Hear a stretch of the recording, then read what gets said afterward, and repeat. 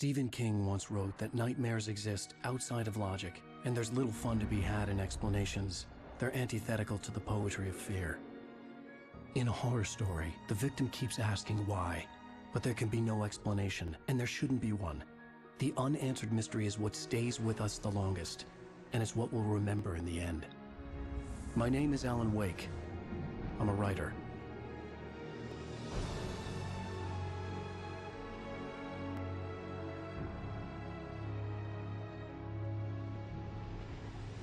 I've always had a vivid imagination, but this dream unsettled me. It was wild and dark and weird, even by my standards. So yes, it began with a dream. Following a typical nightmare pattern, I was late, desperately trying to reach my destination, a lighthouse. For some urgent reason, I couldn't remember. I'd been driving too fast down a coastal road to get there.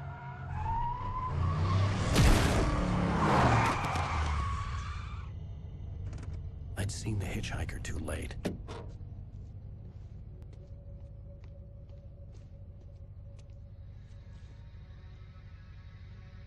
He was dead.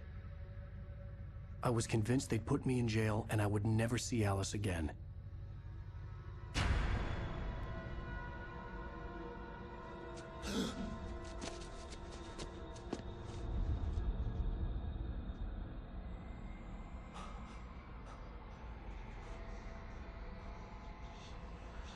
Suddenly, his body was gone.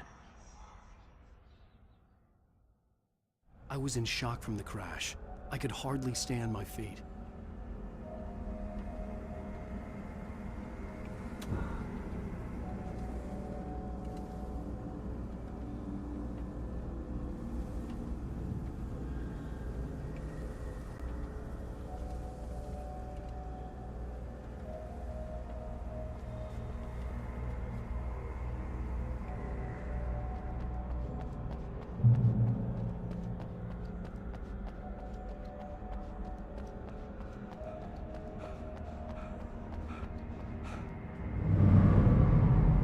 I had to go to the lighthouse. I knew there was something important waiting for me there.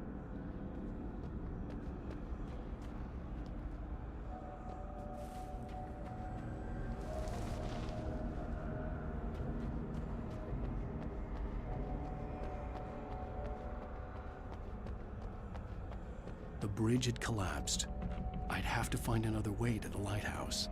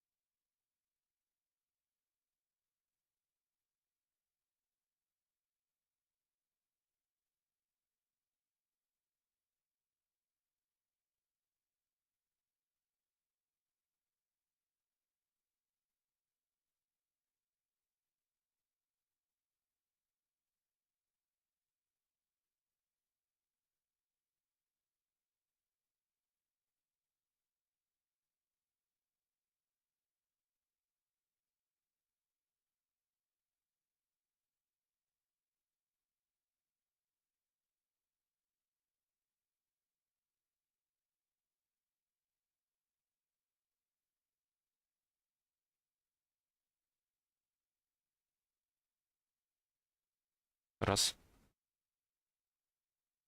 Или что-то такое.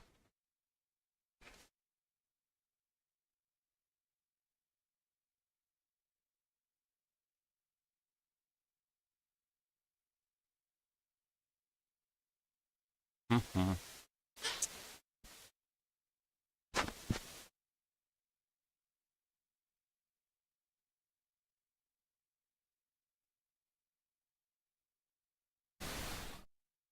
Раз, два. Раз.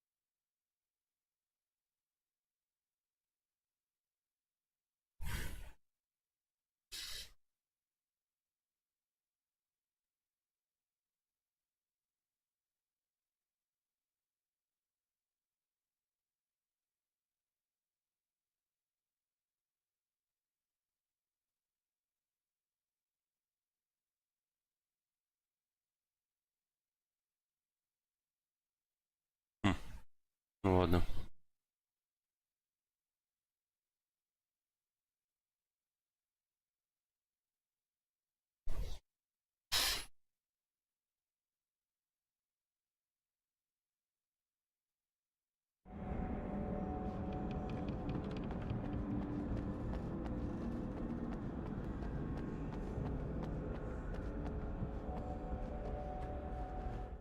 Ну-ка.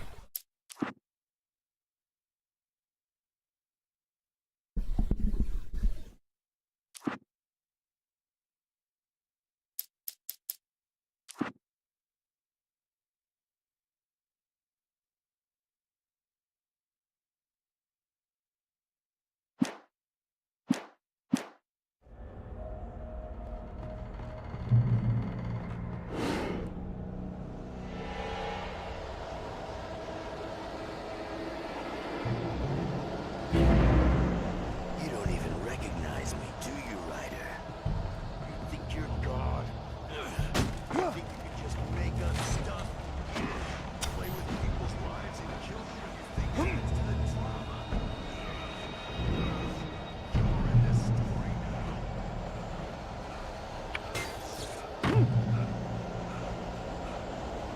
You missed your deadline!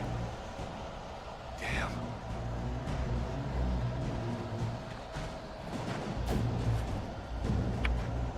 You can't stop me!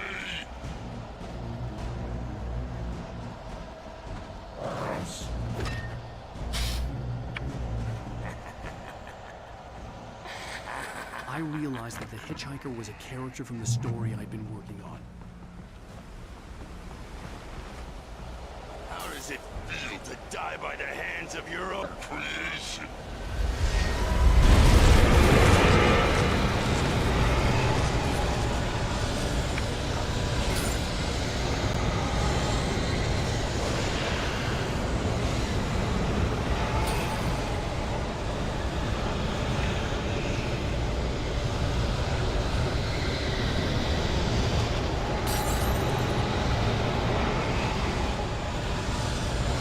This way!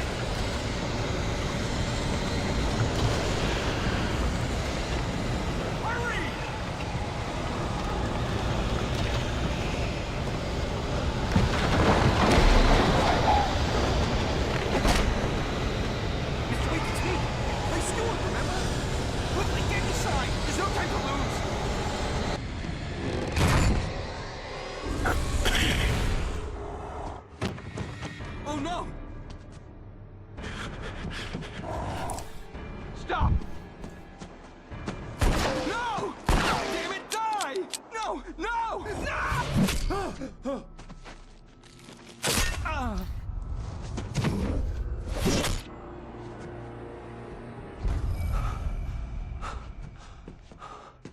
I was trapped. There was no way out.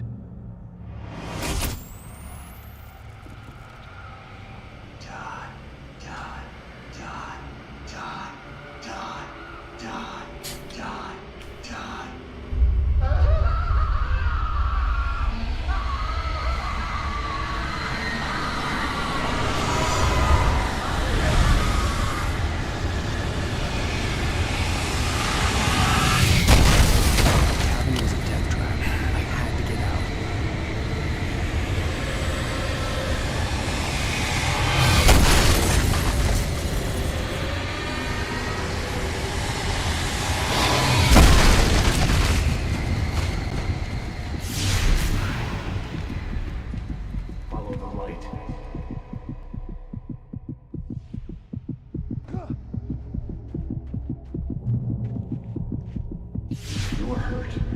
You should go into the light. You are only safe there.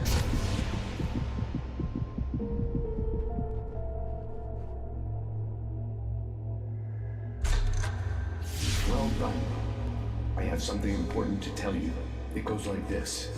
For he did not know that beyond the lake he called home lies a deeper, darker ocean green, where waves are both wilder and more serene. To its ports I've been. To its ports I've been. Do you understand?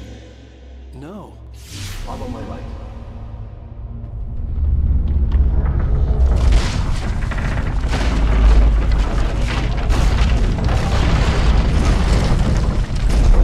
I entered your dream to teach you. The darkness is dangerous. It's sleeping now. When it feels you coming, it will wake up. There's no time. I can only show you the most important thing. The hitchhiker has been taken over by the dark presence. You can't hurt him now. The darkness protects him from all harm. Only light can drive the darkness away and make him vulnerable again. Here, take the light. Turn your flashlight toward him and burn the darkness away.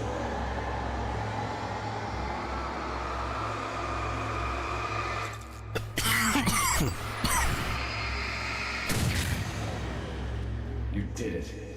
Now the darkness no longer protects him, but it's still inside, controlling him. He can't be saved. He's still a threat. He is still your enemy. Here, take the gun. Now you'll die.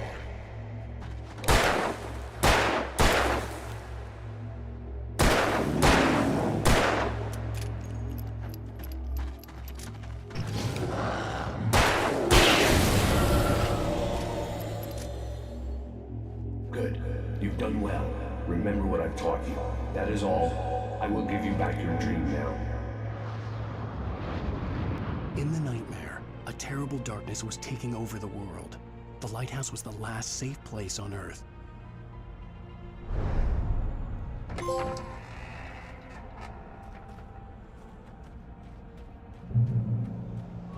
made me this way, and now I'm gonna kill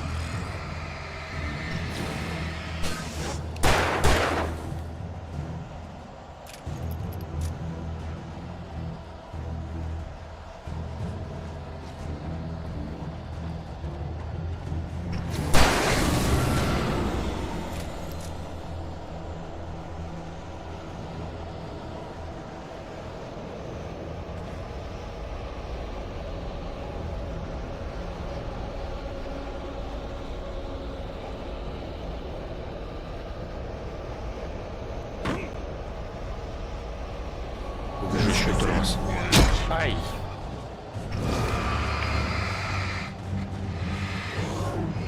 Да что ж такое-то, блядь?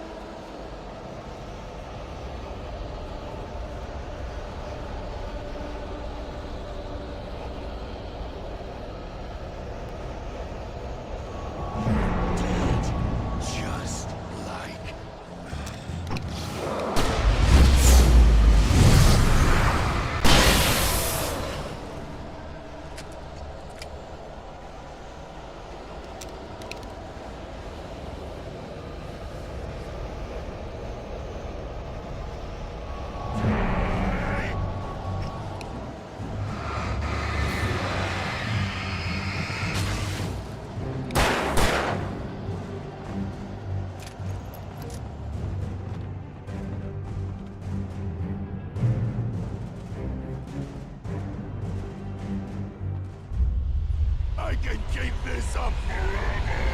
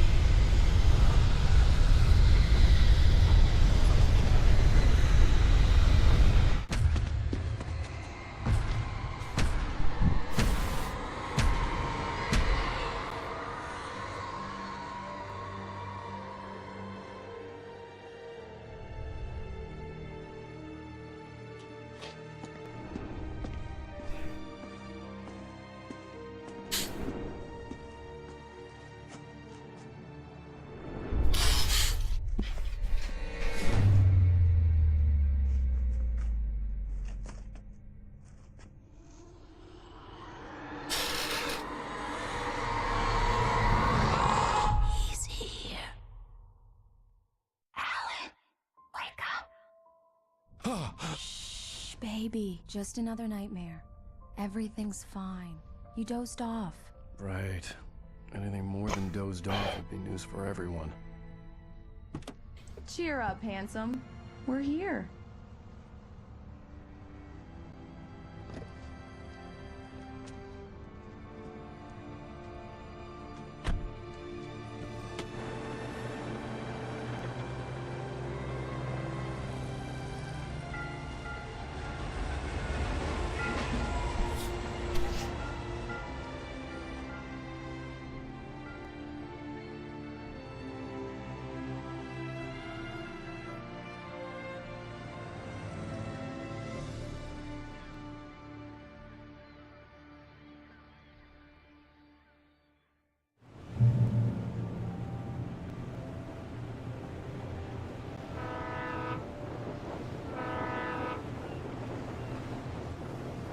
Let's act like we're on vacation. Go stand next to that old gentleman there. I want a shot of you with the town in the background. Sure. I'll even give you a title for the shot. A city boy, moments before he got eaten by a bear. Hi. Hello there. You picked a good time to visit our town. Deerfest is just 2 weeks away. Deerfest, huh?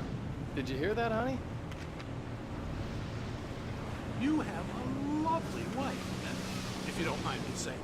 I'm Pat Maine, by the way. Nice to meet you. Yeah, I'm Alan Wake. I won't pretend I don't recognize a famous writer such as yourself, Mr. Wake. A pleasure. I'm an avid reader myself.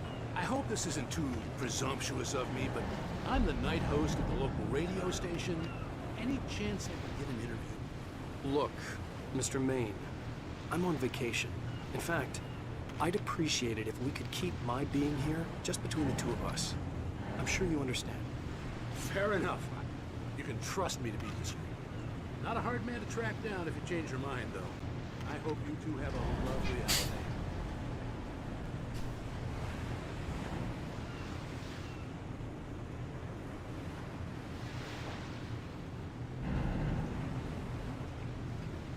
Very nice. I got a couple of really good ones. And I see you made a friend. That's cute. Right. Yeah? Hey, bestseller, how's my favorite writer? Are you there yet? Barry. Yeah, we just got here. Are the locals giving you trouble? Just say the word and I'll hop on a plane and come make sure that you're left alone, Al. No, Barry, we're fine. Great, great. Just want to make sure you can relax and recharge. So, how is the place? Has it got your creative juices flowing? Barry, we're just settling in. Okay, Al. I'll call back later to make sure you're doing okay. And you call me if there's a problem, okay? Okay. Just looking out for you, buddy. Talk to you later. I love you too, Barry. You know he's going to be calling you every 5 minutes. Barry is Barry. I can always turn off the phone. What did I tell you? Text message from Barry. He says hi to you too. Alan, we're here. Come on, let's get back to the bar. Yuppies.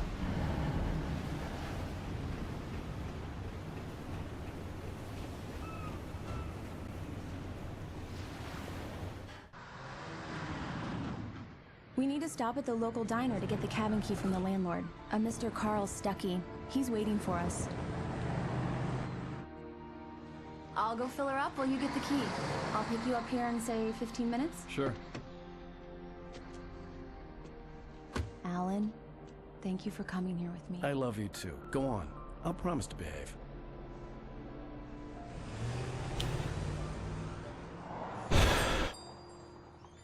I'd forgotten there were still places like this. Towns where everybody knew everybody. Welcome to the Oh Dear Diner. Hi, I was wondering if you could help me. I'm looking for... Mr. Wake. Alan Wake. Oh, God! I am your biggest fan. I know people say that all the time, but I really am. I'm glad to hear that. Rose. Rose, I'm looking for Mr. Stuckey. Carl Stuckey? Carl? Oh, of course, Mr. Wake. He must have gone to visit the restroom. He'll be back in a moment. I can't believe it. I've got all your books. I got the cutout from the bookstore when they took it out of the window. And you keep it here. Well, okay. Good for you.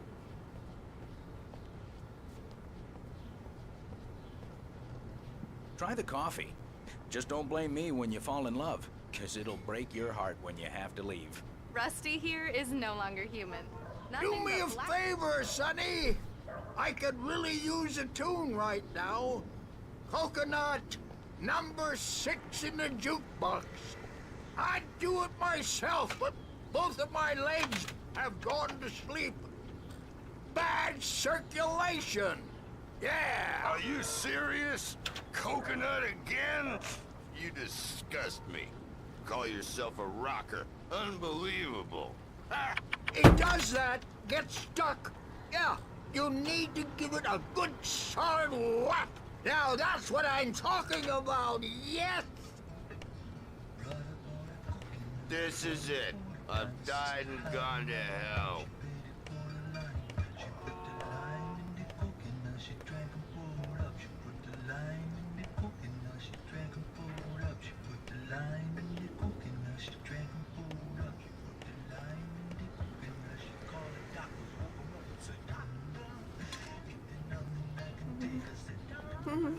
Don't go in there, young man. You can hurt yourself in the dark. I think I can handle it, ma'am. I didn't want to wait. I wanted to find You don't wanna Stuckey, die, to get the key and get out as soon as possible. The waitress was giving me a headache. Overeager fans always did.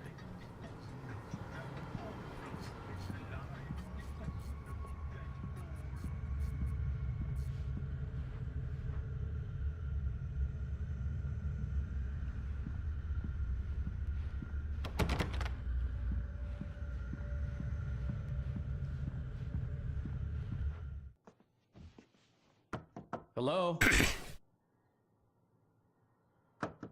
Mr. Stuckey?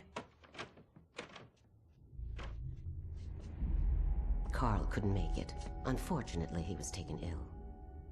But I have the key for you and instructions on how to get to the lake. Okay.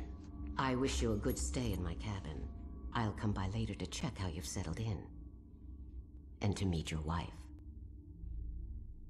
I insist. Thanks.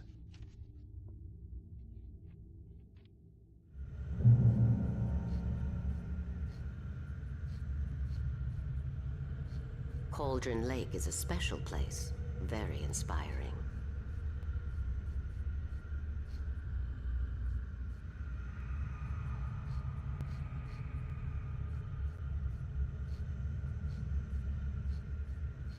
I am so happy this could be arranged.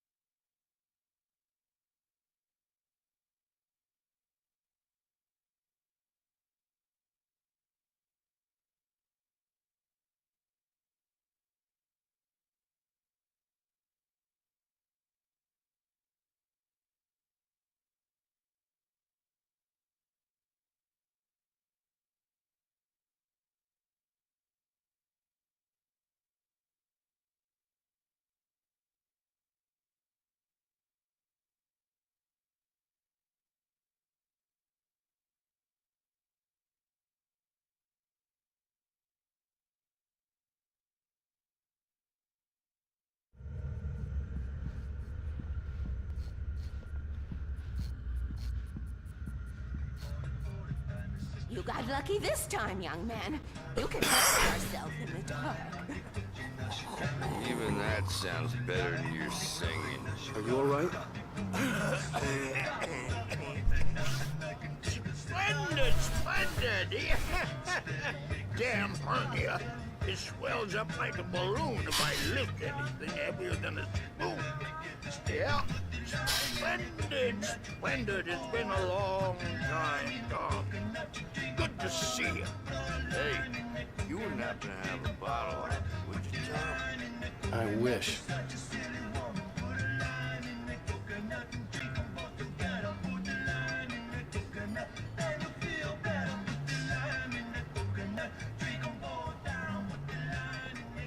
The Andersons, they're, local musicians. We're waiting for Dr. Hartman to come pick them up. They wandered off from his clinic at the Cauldron Lake Lodge.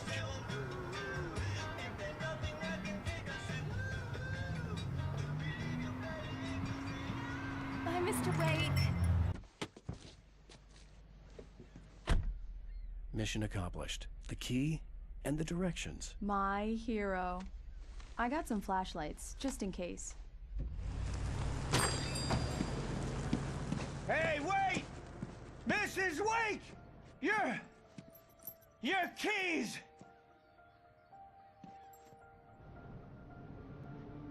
That diner was a real nut house.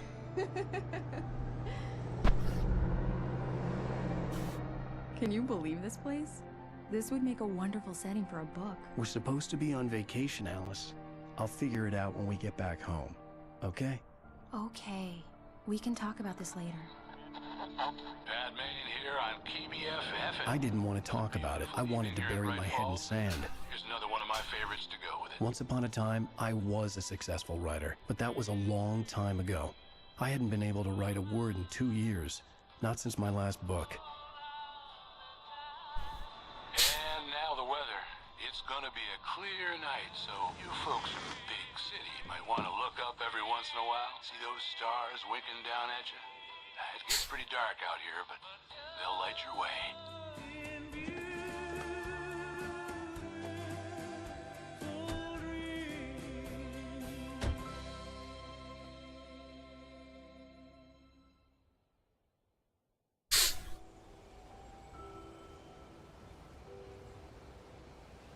Wow. It's gorgeous, Alan. It's something, all right. Don't worry, honey. I'll get you inside safe and sound before it gets dark. And I've got the flashlight. I know. I'm okay. Alice had a phobia, the fear of darkness. I wanted to make sure we were inside with the lights on before sunset.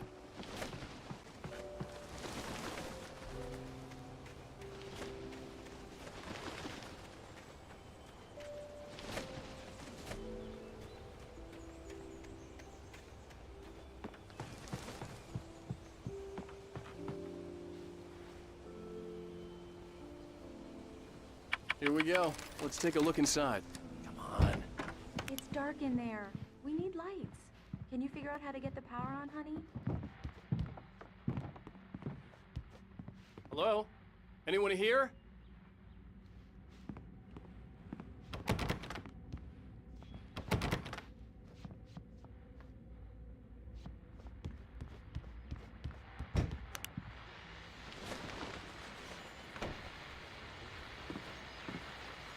The Deer Fest guests have already started to arrive. Just ran into one on the ferry. Famous artist, no less. We'll see if we can rope him into an interview later on. Now, let's go to the phones. Caller, you're on KBFFM. Hi, Pat. It's Rose. Why, hello, Rose. What's on your mind? I know who that famous artist was. It was Alan Wake, wasn't it? He's my favorite writer. Well, Rose, I just saw him at the diner. Oh, I am so excited he's here. I'm sure he's glad to be here, too. Well, folks, I guess the secret's out. This is Pat Main on KBFFM. And now, some music. Great. So much for keeping a low profile.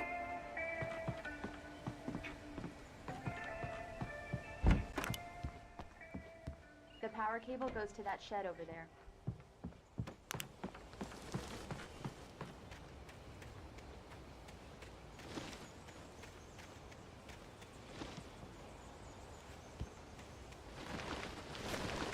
An old generator had been connected to the power cable.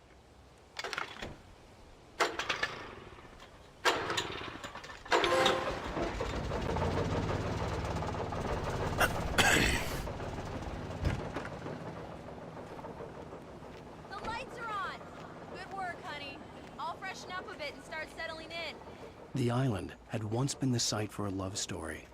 Maybe it would be that again. Okay, I'll look around a bit. Sure thing. Have fun.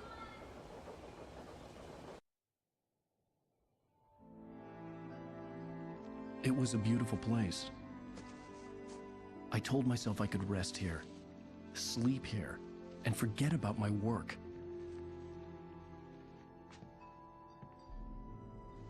I thought we could be happy here.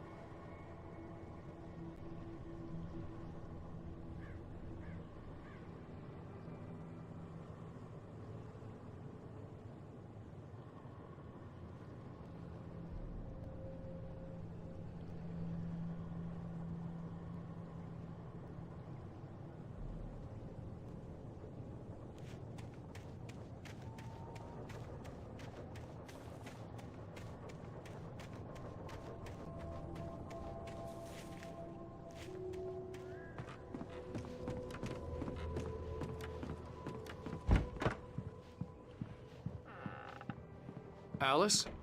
Honey? Alan, I'm upstairs. I have a surprise for you.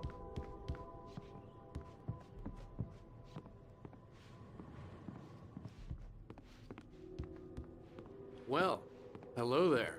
I'm not the surprise. It's in the study. Go take a look. Okay.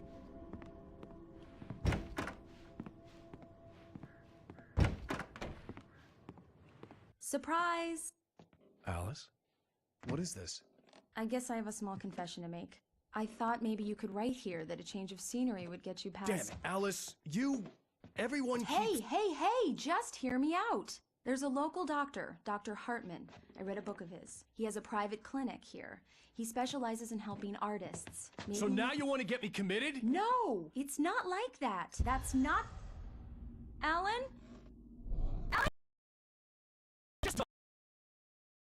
God damn it, Alice! God damn it! I knew she wouldn't follow me in the dark. I needed some time alone to think things through.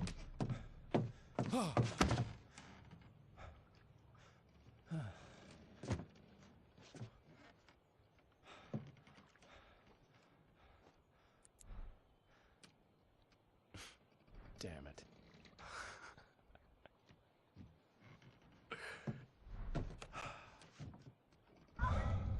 Alice? Alice? Alice! The cabin had gone dark. All the lights were out.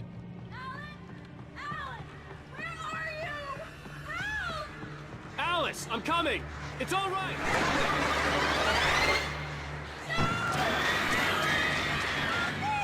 What the hell?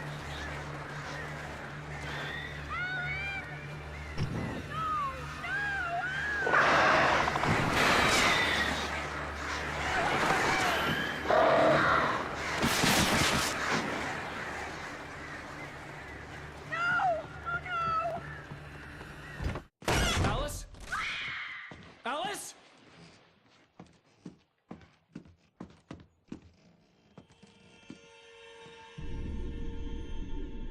Oh no!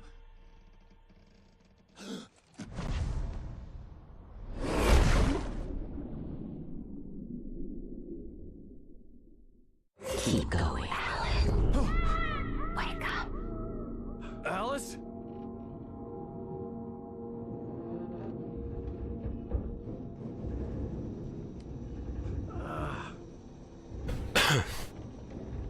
Waking up in the crashed car felt like I had woken from one nightmare and entered another.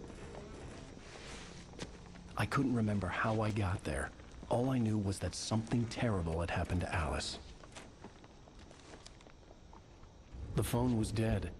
I'd have to find help on foot.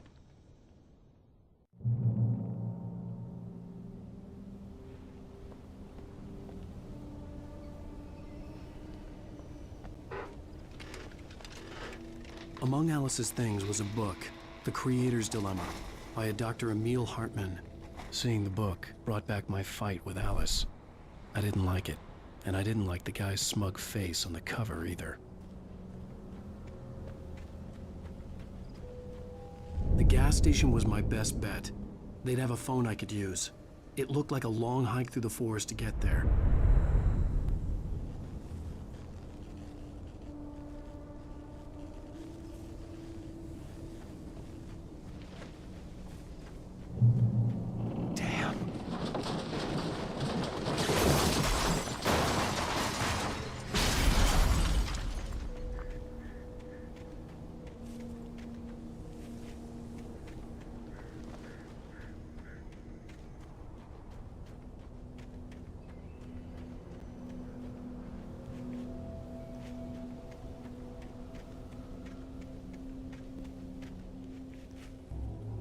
Погоди, а внизу что было? Hello?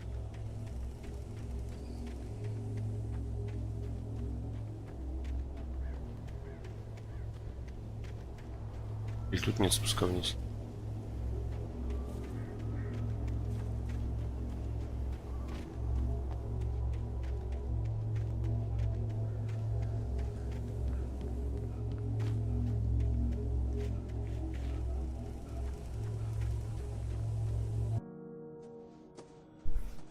Hello?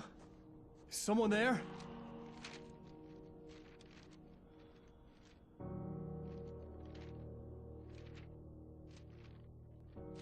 The loose sheets of paper were pages from a manuscript entitled Departure.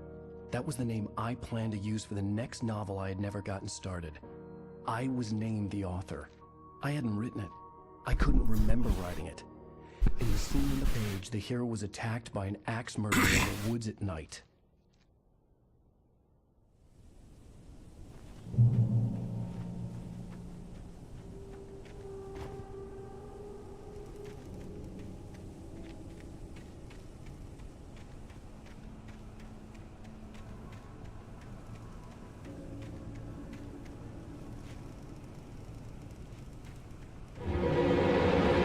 Anybody there?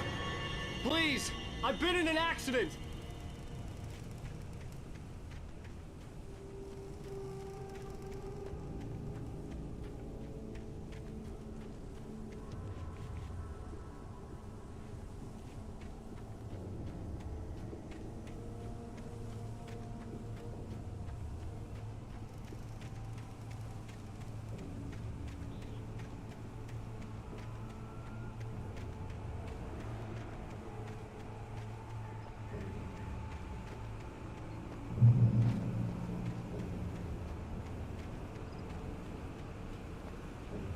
The lights up ahead were a good sign. Maybe I wouldn't have to hike all the way down to the gas station to find a phone.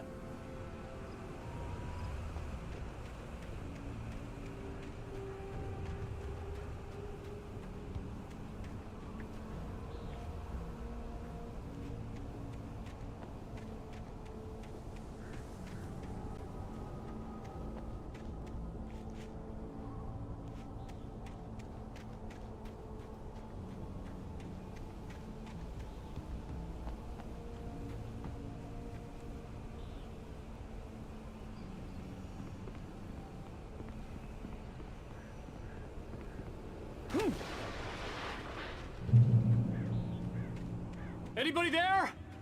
Please, I've been in an accident. Hey! Hey, you! Phil! There's been an accident. I need help. Listen, I need to... Premium cabins for rent in... Nightfall! Oh, hell. Carl Stuckey. Pleased To meet you. Non-refundable reservation deposit required. Fair and square. Fair and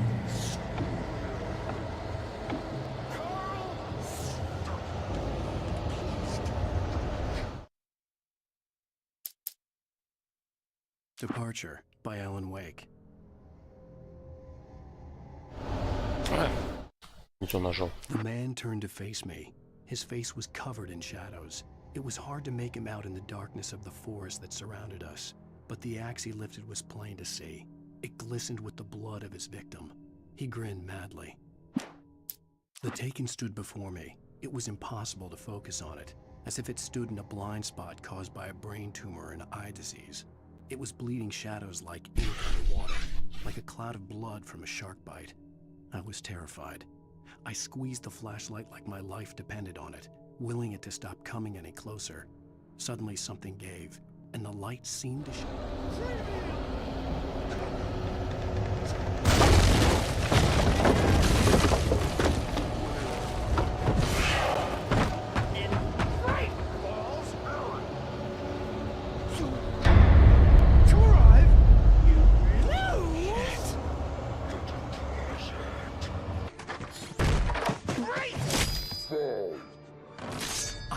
figure a way out of this. Any second now, and Stucky would be knocking on the door with his axe like Nicholson in The Shining.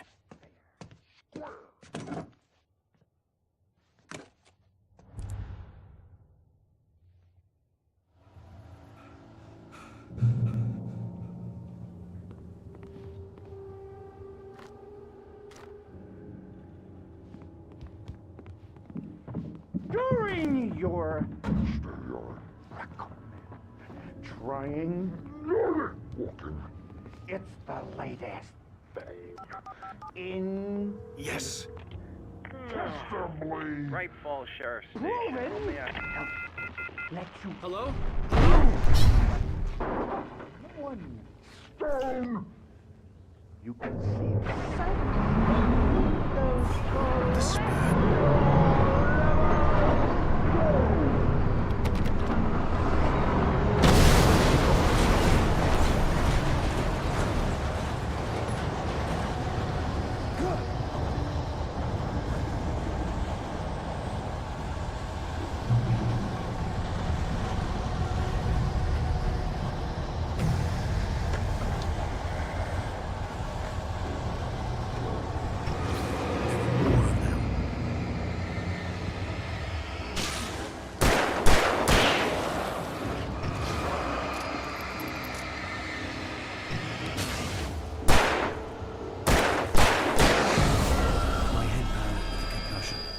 Never fired a gun outside a shooting range, and now I just killed someone, or something.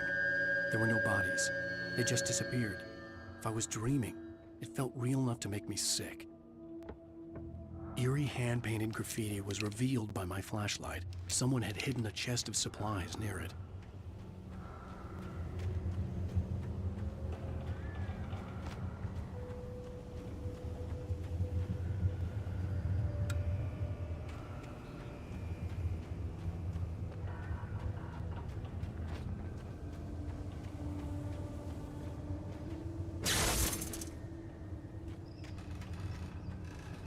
The dark forest was the last place I wanted to go, but I had no choice. I had to get to the gas station. It's rabbit season.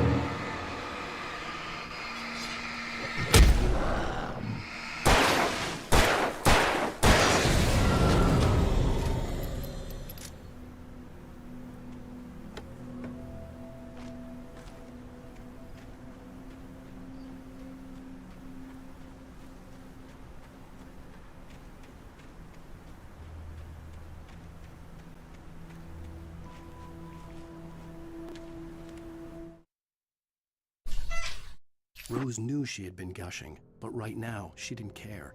As far as she was concerned, her brief meeting with Alan Wake was literally the high point of her life. She watched as he got in the car with his wife. She was pretty, confident, at ease with Wake. Not like Rose.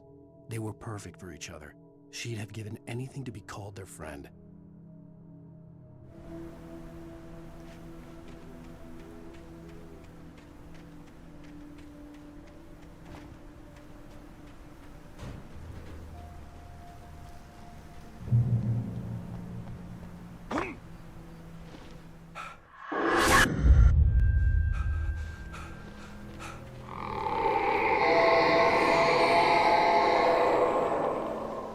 What was that?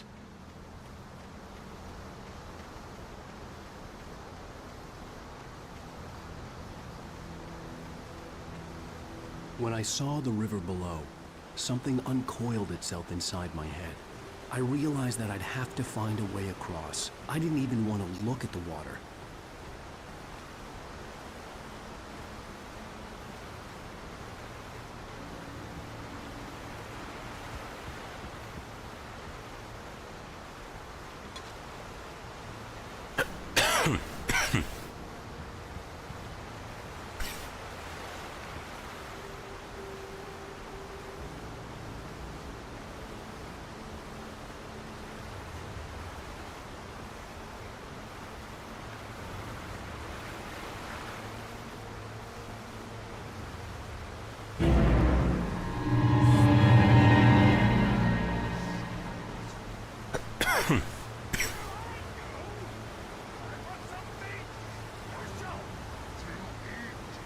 Stucky was still out there, in the dark, stalking me.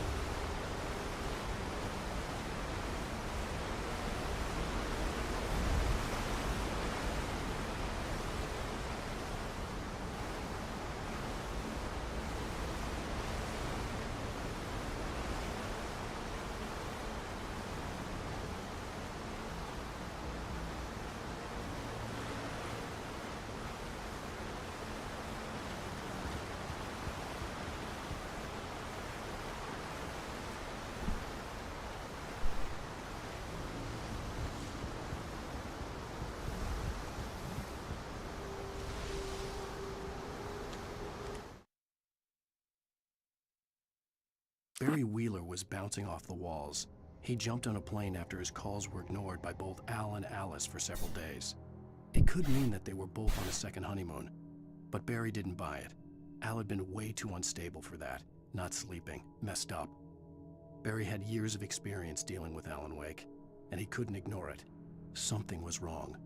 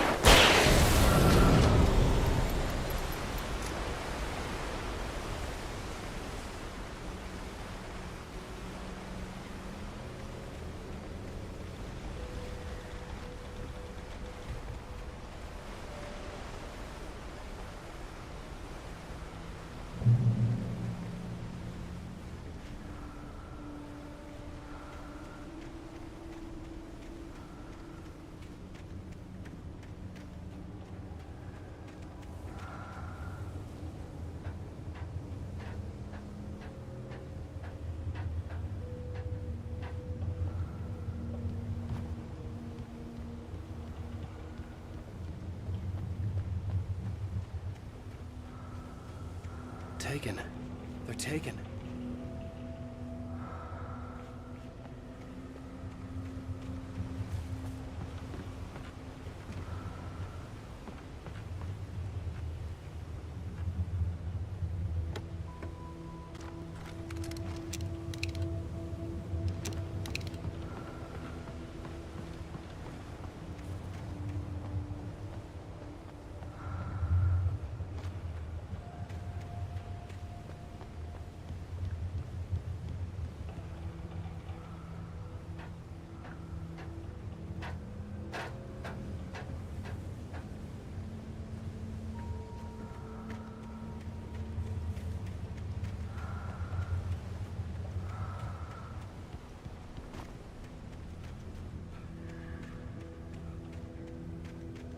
The staircase was broken. I had to make my way up some other way.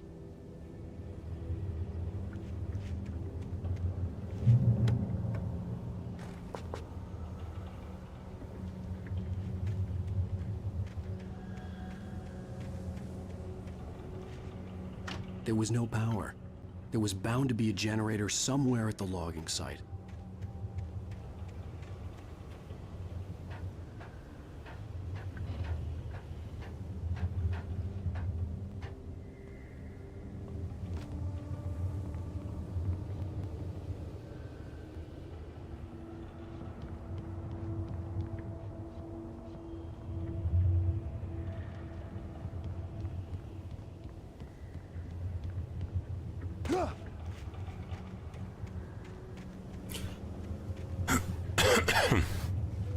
With all this forestry equipment around, there had to be something I could use to reach the top.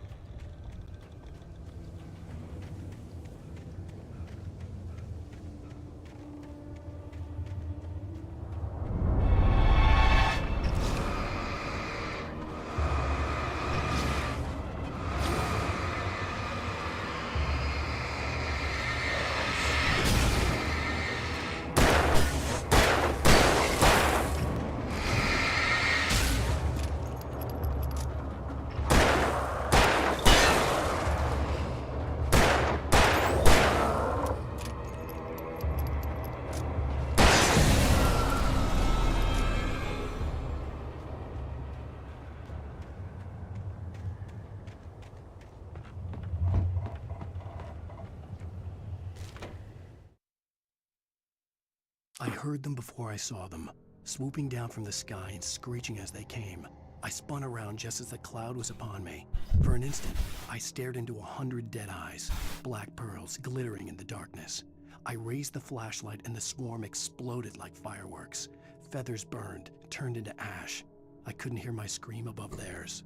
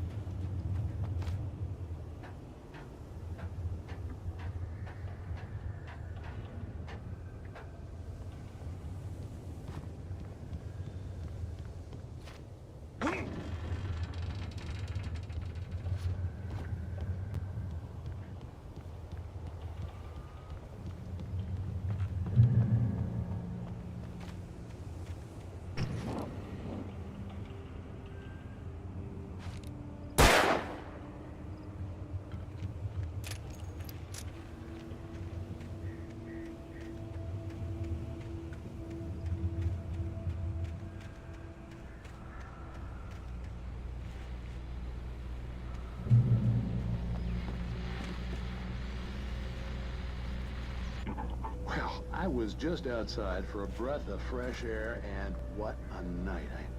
I know most of you are probably in your beds by now, but if you're still up and around, take a moment. Step outside for a spell and breathe in deep.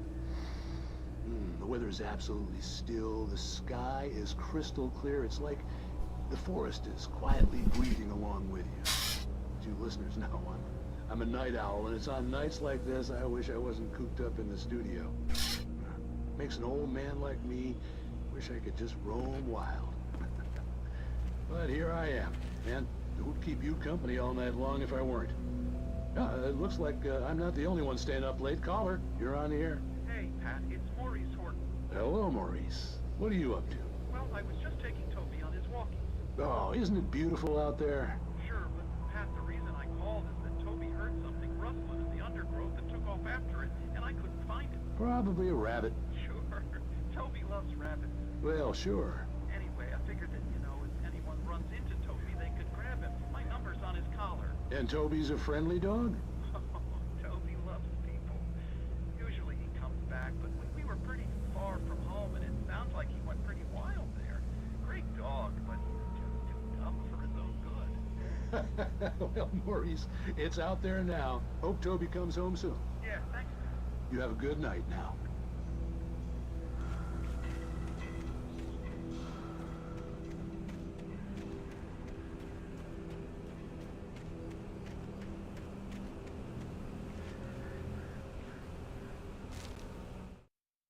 At first, I kept finding the pages as if by accident.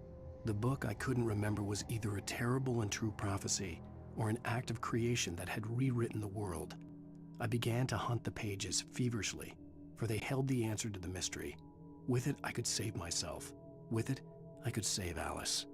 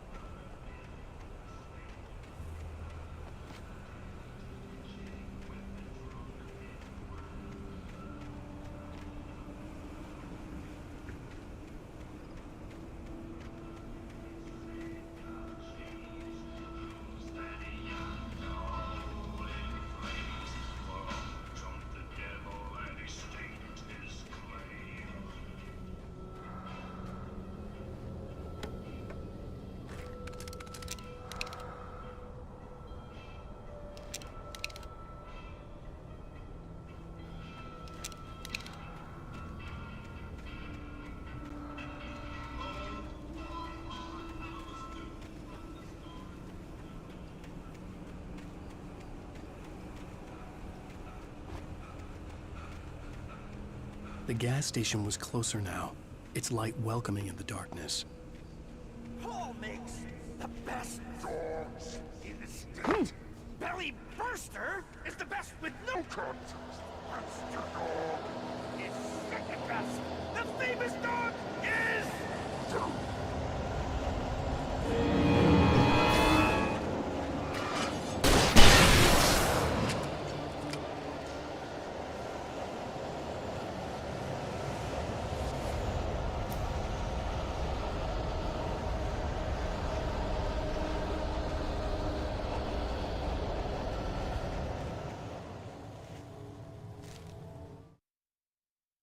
I stepped into the gas station's garage. It was dark and quiet.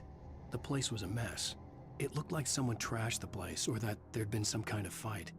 Light spilled into the room through an open door at the back, and I made my way toward it. Without any warning, I was blinded by a bright light. An old portable TV on the shelf had come alive.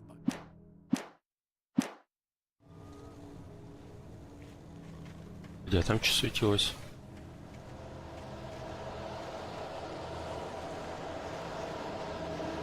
Или мне показалось?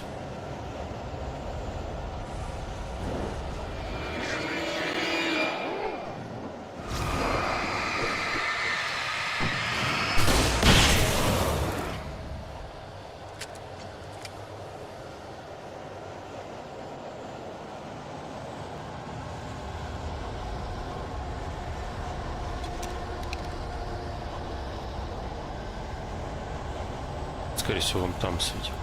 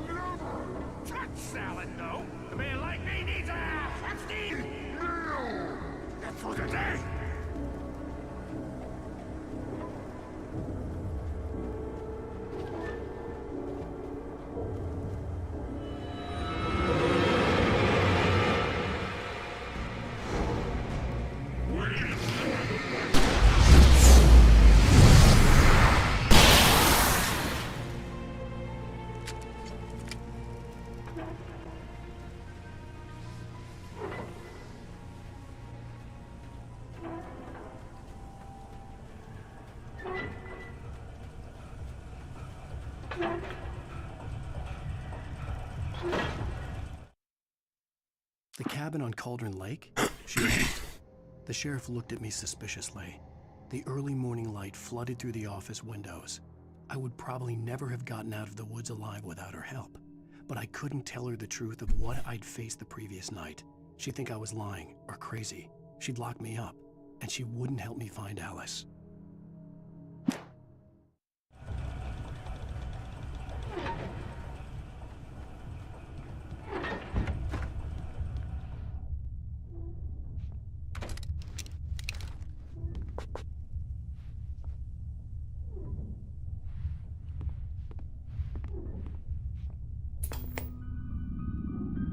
Science.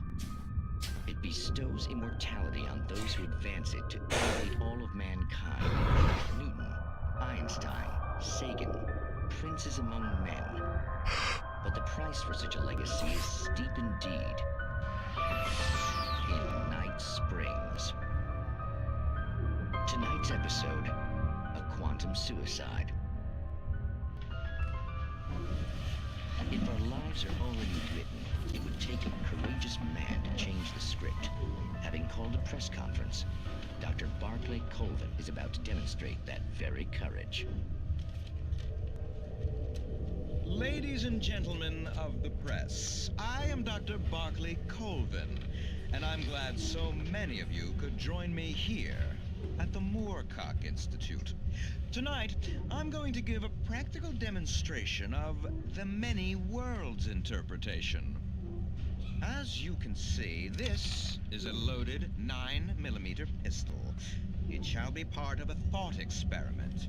And now, a real experiment, known as a quantum suicide. Did he say suicide? Is that a real gun? He's kidding, right? Please, stay calm. There is no risk. Observe what occurs when I place the weapon against my own forehead. Now, you might think this round is merely a dud. Not so. Observe the flower pot. And yet, I myself cannot be harmed with this gun. With each pull of the trigger, two new realities branch off. One in which the weapon didn't fire, and one where it did. With my machine here, I have ensured that this reality is always the former. I have bestowed upon myself quantum immortality. Under no circumstances can this gun kill me. So wait. What you're saying is that every time you pull the trigger, in another reality, you die? Yes, of course, but that's completely trivial. There's an infinite number of things that could happen at any moment, and they always do happen somewhere. The point is, this one thing did not happen here. You're insane, Colvin. Insane? Insane? Hey, was this thing supposed to be plugged in? I stumbled on it. You fools! Gaze upon quantum immortality.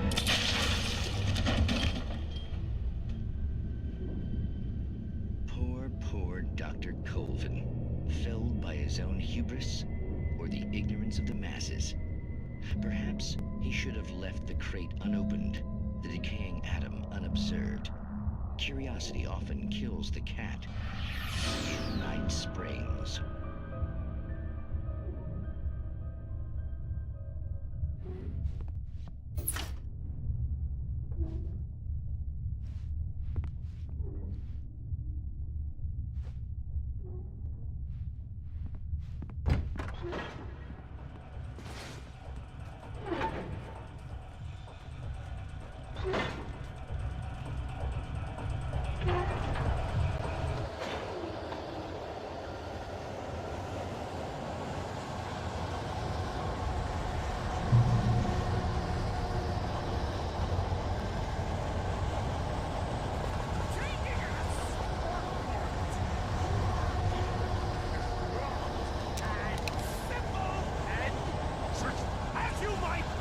А тут ничего нету.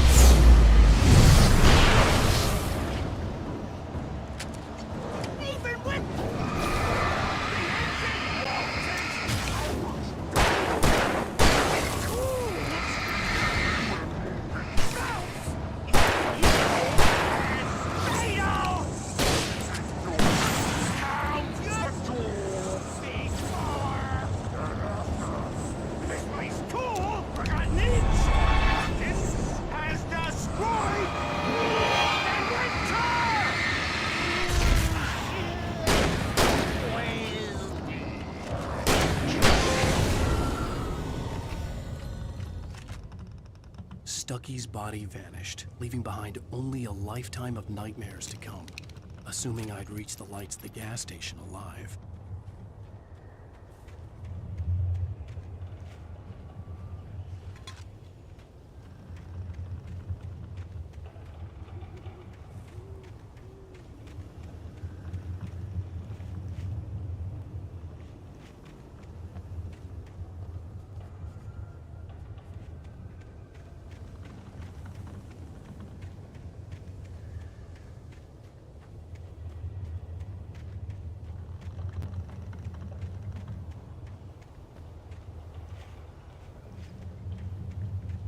Так, я кофе подобрал, нет?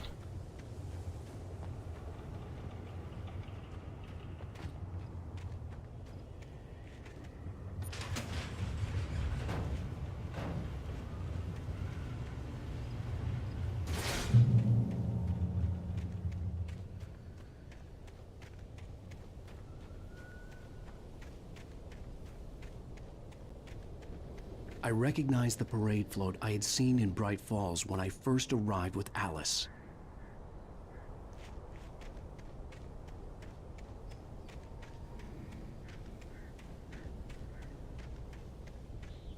After the insanity I had just experienced in the darkness, the lights of the gas station felt comforting. At least for a moment, the sane world reasserted itself.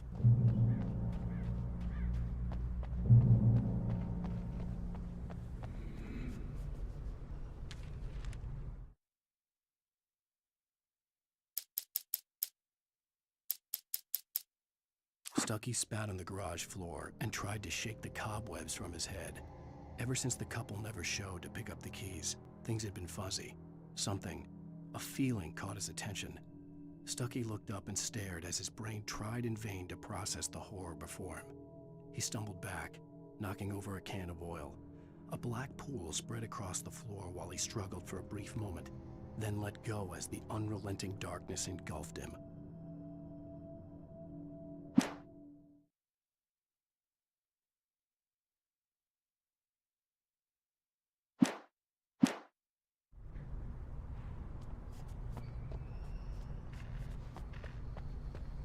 The garage was a mess.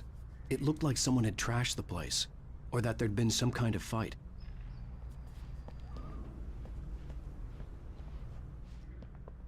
I'll write. I'll keep writing. Outside there's only darkness. Outside the cabin, outside the story, there's only darkness. I can feel her presence in the dark. Just now, I could smell her perfume in the room. I'll reach her, I'll fix it up. I'll bring her back. The story will come true. If I stop, she's lost. I don't believe this. It'd been me on the TV, talking crazy. Was I losing my mind?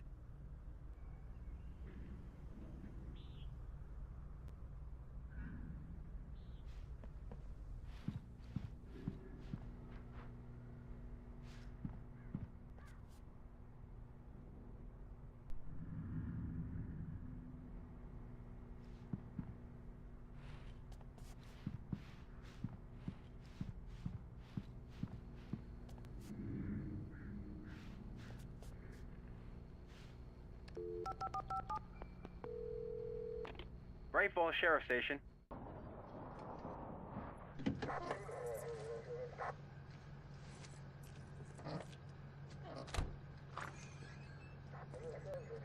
Oh, thank God, Sheriff. Sheriff Sarah Breaker. You are... I'm Alan Wake, but listen. I was in a car crash. My wife, Alice, she's missing. Calm down, Mr. Wake. We were staying in a cabin on the island, on Cauldron Lake. There's no island on Cauldron Lake. Not since the big eruption in the 70s. Please, I can take you there, okay? You look like you've taken a pretty bad knock to the head. Are you okay? Listen. We'll figure this out. Please get in the car. We'll swing by the lake and then we'll go to the station, okay? Mr. Wake, have you seen Stucky, the guy who owns this place? I realized I couldn't tell her what had happened in the forest. She wouldn't have believed me. And then she wouldn't have helped me with Alice.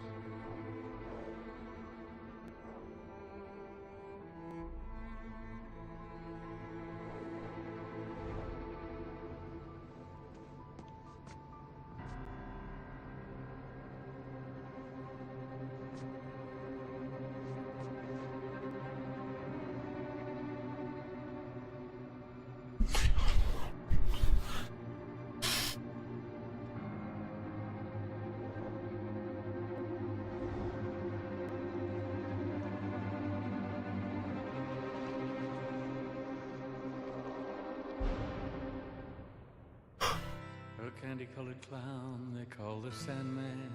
Oh, boy. To my room every night, and just to sprinkle stardust and to whisper, go to sleep, everything is all right. I close my eyes, then I drift away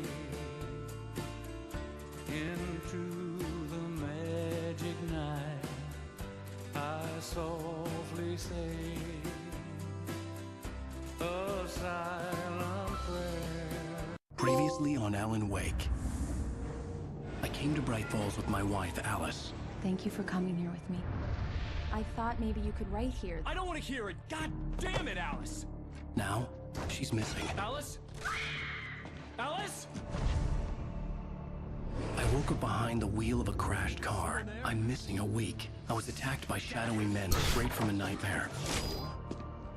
The sheriff took me to the lake Alice and I had stayed at, but the cabin had disappeared.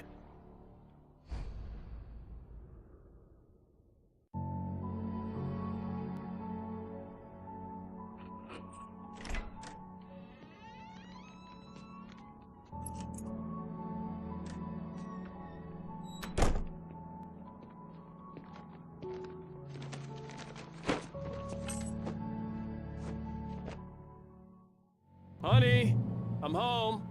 Back here, sweetie. How was it? Worst weather I've ever seen. You should put some coffee on. It'll warm you up. Hey, handsome. This is gonna be a long night, but these shots are turning out great. I guess you're gonna need that coffee then. I'll go put it on.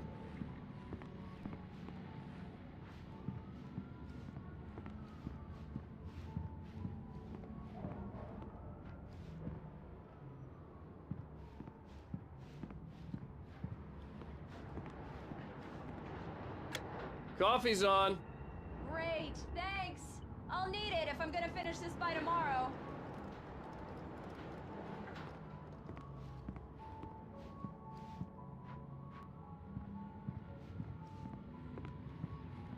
Oh, hey, I just finished those cover mock-ups. They're on your desk. Tell me what you think. No kidding. I didn't think you'd get them done this quickly.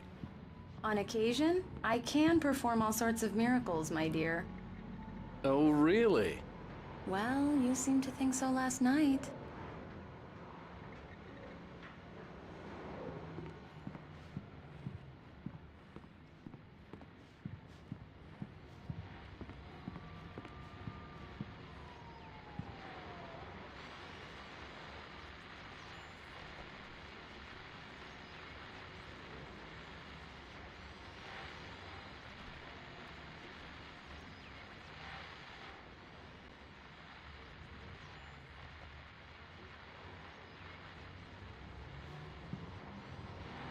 These look really good. Oh, sure, until Barry gets his hands on them. Which, by the way, will happen over my dead body. The last time was the last time. Oh, and speaking of Barry, he called. Alan! It's true what they say about the fall and the sudden stop at the end. I'd lain here in the snow while the lurid chain of scenes that had led me here kept playing in my head. A rerun of my own private snuff movie. A memory of my corpse. Alone at my own wake. Thinking in metaphors again. The femme fatale was gone. Only a sour taste remained of the kiss that killed me. This was a late goodbye. 13 years after I'd gotten my revenge. It had finally caught up with me. It had been a long time to bear the pain. My blood painted the snow red. A gruesome slushy dissolved all the scattered painkillers and leisurely dripped down to the sewer, mingling with the bile of the city, becoming one with it. I can see them now, my wife and my baby. Honey, I'm home. Alan, please check the fuse box. I'm right here. I'm on it, honey. Please hurry.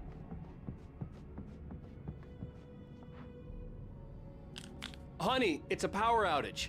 I've got the flashlight. Okay. Hi. You okay? I'm sorry. It just really spooked me. Don't worry. We'll just break out the candles. I know it's stupid, but it's just... especially when I'm not prepared for it, you know? It gets to me. I love you. Tell me a story, writer. Okay. I used to have these nightmares when I was a kid. The dark really spooked me, too. When it got really bad, my mom gave me this old light switch. She called it the clicker.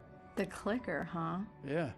If I ever got scared of the dark, I could just flip the switch and a magic light would scare the monsters away. Oh, sure. Here it is. Alan. Maybe it'll help you, too. Yeah, nice story, writer boy. You made that up right now, didn't you? No. Seriously. I love you, even if you are a liar. Thanks for this.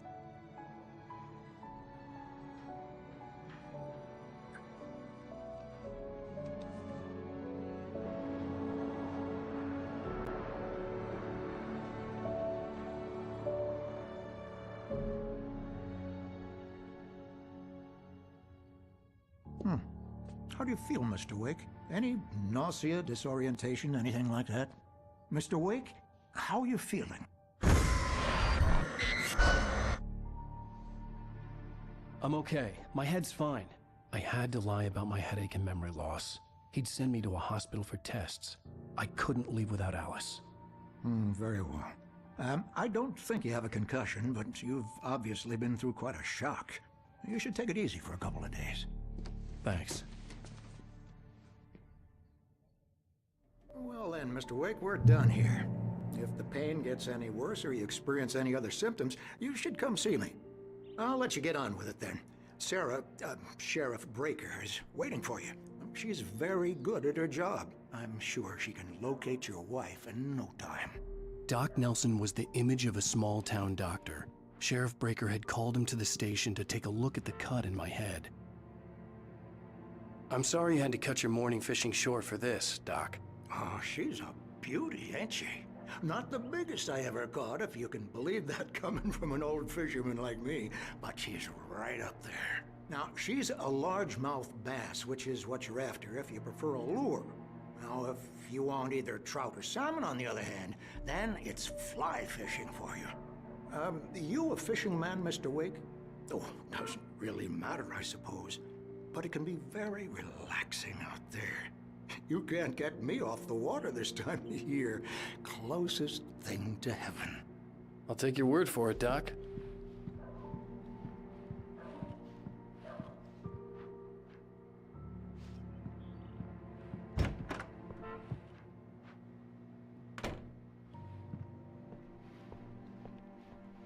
Thank you for testing the lights, Miss Weaver. Everything seems to be fine. I don't have the luxury of being complacent, Deputy Grant. The bulbs will need changing soon. You can't change them in the dark. I'll be sure to take care of it, Miss Weaver. Have a nice day now. Very good. I'll come back later on to remind you, just in case. Mr. Wake, the sheriff is waiting for you in her office down the corridor. That was Cynthia Weaver. I guess you can call her the town eccentric. She used to be the editor of the local newspaper, but she's focused on, other things these days. She'd fit right in where I come from.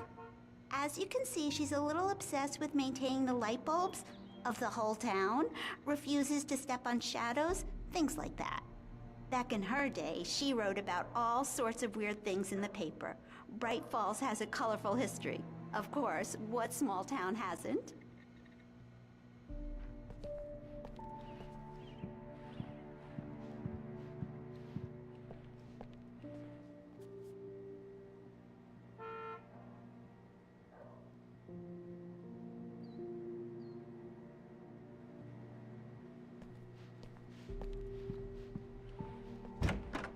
Come in, Mr. Wake.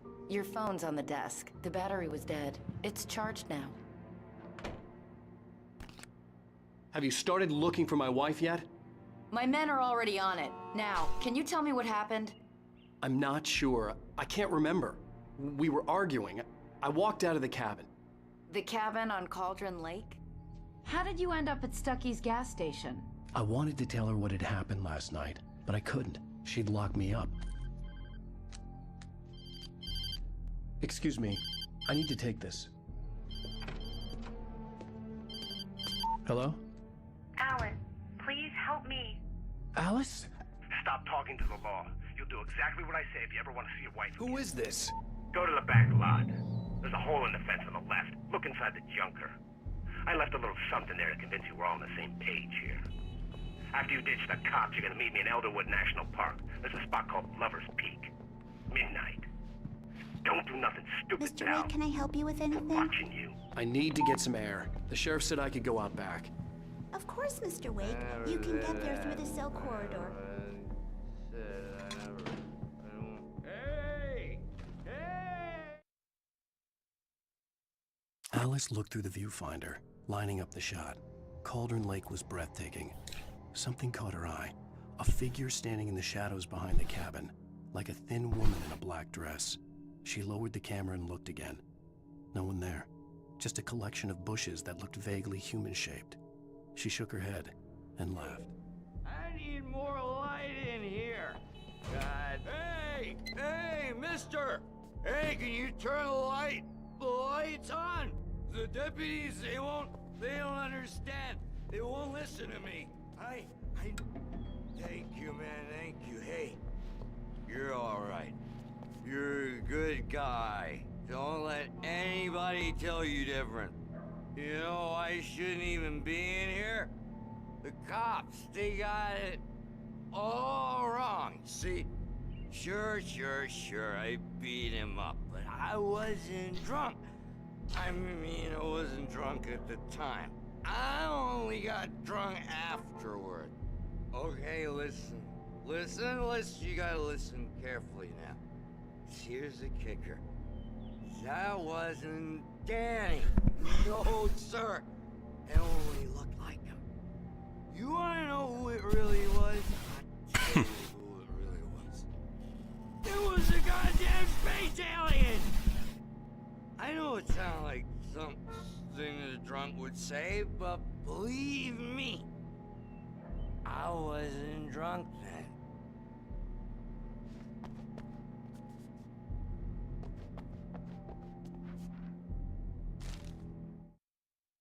In spite of its human mask, to describe the dark presence as intelligent would have implied human qualities on something decidedly inhuman. Nonetheless, it found the one spot in the diner that was dark enough. Some light spilled into the corridor, ravaging it. But it took the pain. Horrible as it was, the writer would soon fix that. He would be coming to the one place where it still had power. I told him, oh yeah. The early morning light hurt my eyes and made my head ache. The man on the phone had said, "Go through the fence on the left."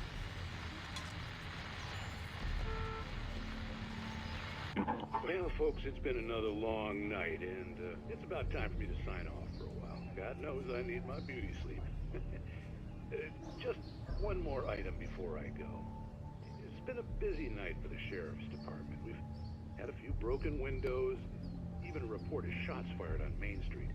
Deputies Mulligan and Thornton had to deal with two intoxicated young men who were celebrating the completion of their Deer Fest float. Now, folks, we get this every year. I know it's exciting, the big day's almost here, but let's save it for the party and leave the gunplay for the shooting competition, huh? There's no point in getting all worked up yet.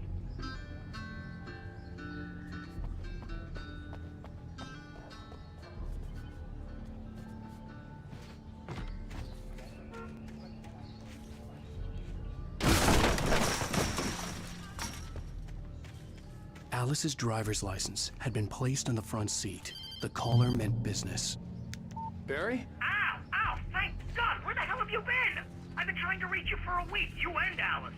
Oh, I've been worried sick. I flew out yesterday. I'm here in Bright Falls. Barry, listen to me. I'm at the sheriff's station. Come and get me. I can't talk now. Ow! What the hell is going on? I had to get the sheriff to let me go. I needed to get to Elderwood National Park to meet Alice's kidnappers.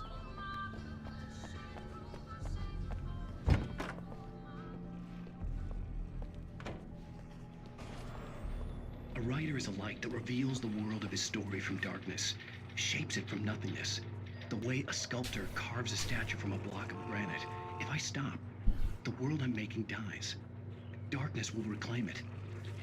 It's a long, hard journey into the dark. Alice's life is at stake, but I can't think about that, or I'll lose it. The dread lingers at the edge of perception. I'll push on. Anything is possible here. I'll write the story. I'll save her. Marvelous, Sarah. I just wanted to settle all the damage the Anderson brothers might have inadvertently caused. Are you feeling any better, Mr. Wake? I'd like to leave.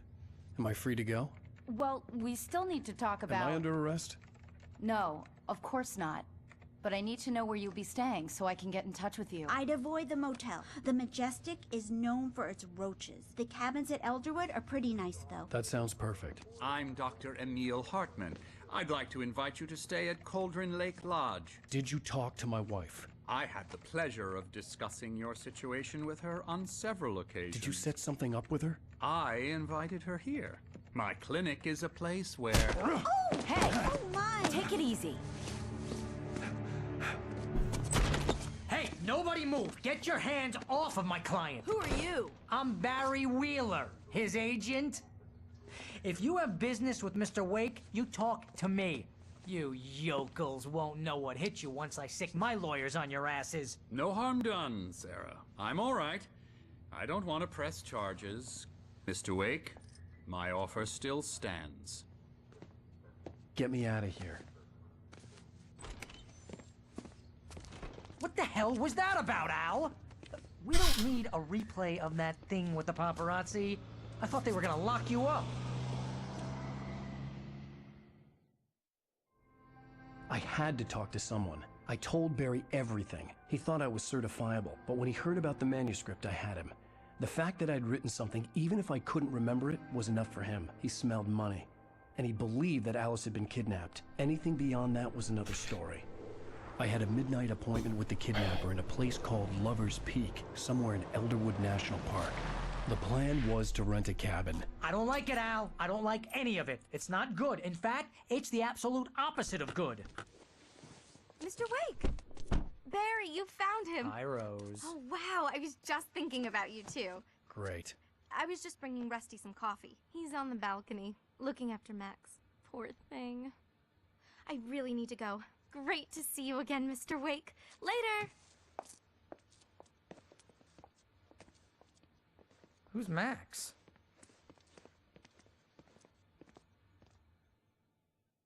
What an airhead. Jeez, Mr. Takes a swing at everybody. This is not her fault. She's a very nice girl and, more importantly, a fan. She even has a fan site dedicated to you. And she was very helpful when I was looking for you.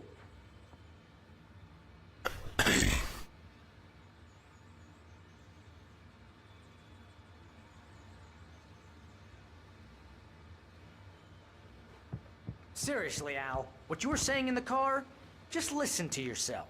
What, you shot a guy and his body just disappeared? When was the last time you slept? What, are you high? Have you been drinking? No! Look, Barry, I'm missing a week, and someone's got Alice. Do you and everything's understand just... what it sounds like when you say stuff like that? Don't get me wrong, it's a good story, could be a bestseller. But when you start confusing fiction with reality, you're buying yourself a ticket to the funny farm. All right, wait here.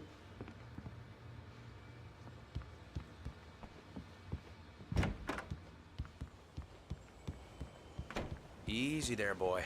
I'm almost done. Hey, Rusty, right? You rent cabins. Oh, Mr. Wake. I'd shake your hand, but mine are kind of full here. Actually, I'm sorry about this. Would you mind grabbing the registration form from the desk? It's just across from Bucktooth Charlie. Okay, sure. What happened? Crazy poachers.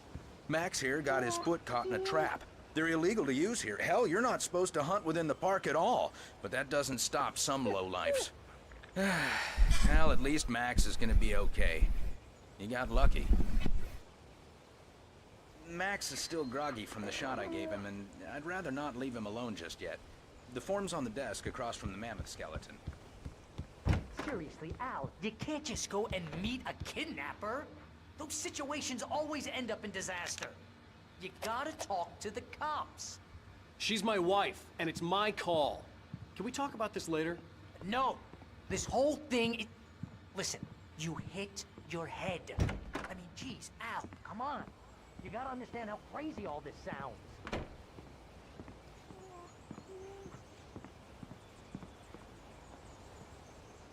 I think this is the form you wanted. And here are the keys. Okay, you're all set, Mr. Wake. Glad to have you staying here. Thanks. Can you tell me how to get to Lover's Peak? Oh, sure. It's at the end of the nature trail. Just follow the paths, you'll get to it eventually. It's an easy walk. Nice spot, too. If you have any trouble finding it, just keep your eyes on the radio mast. It's right below that.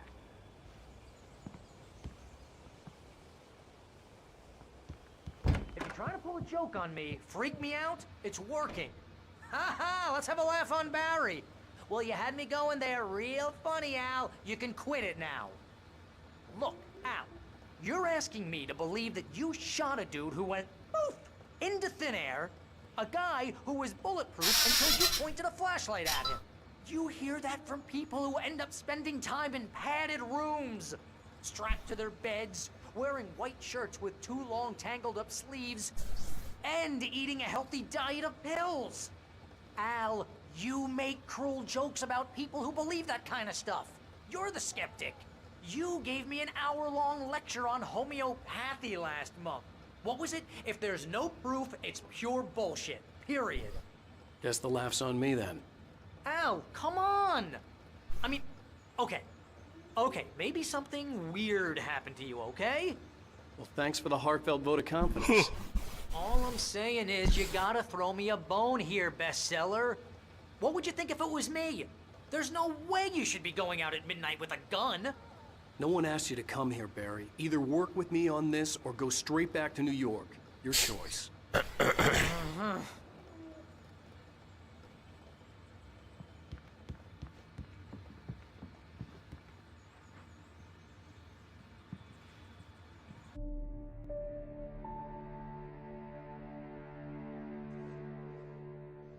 That's just crazy talk, Al. Al! Al? We should go to the sheriff or call the FBI. Damn it, Barry, they'll kill her! This is not a goddamn debate, Barry. I'm going to Lover's Peak. He said to come alone. Okay then. I understand. You're my best friend and I'm worried that you're not right in the head. Tell me what to do to help and I'll do it. You stay here, and if I'm not back by morning, call the cavalry. Achoo! Achoo! Just be careful with the natives, Al. These yokels are dangerous. Everybody hates a tourist, or it'll be Deliverance all over again. Achoo!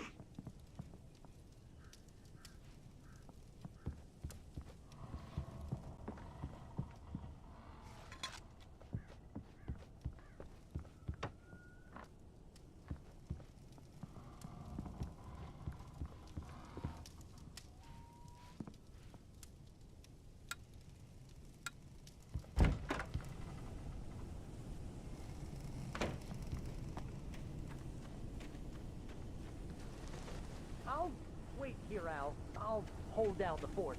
I'll be with you in spirit every step of the way, Al. Walk through the door now.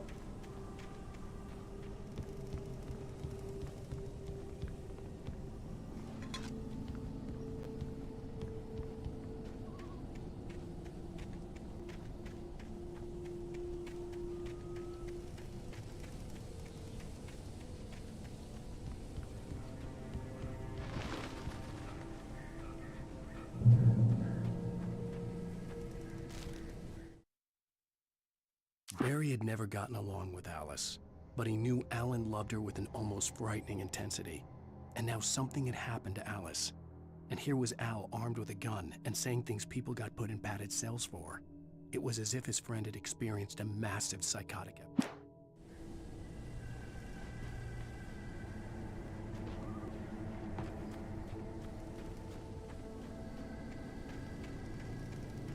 I knew I should have gone to the cops. This wasn't the smartest thing I'd ever done, but I was still angry with Barry for trying to talk me out of it. These people had called me right in the sheriff's station. The cops wouldn't scare them, and they had Alice.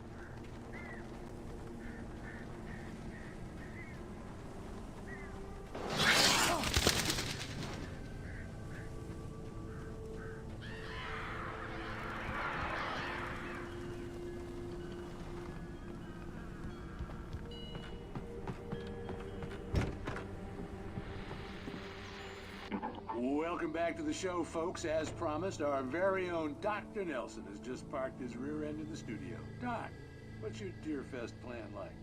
My plan? You make it sound a lot more organized than I ever seem to manage.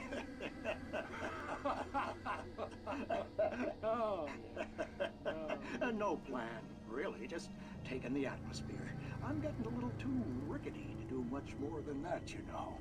Oh, tell me about it. No sack race for us older gentlemen, huh? Yes, exactly, Pat. But I'm gonna check out the parade, of course.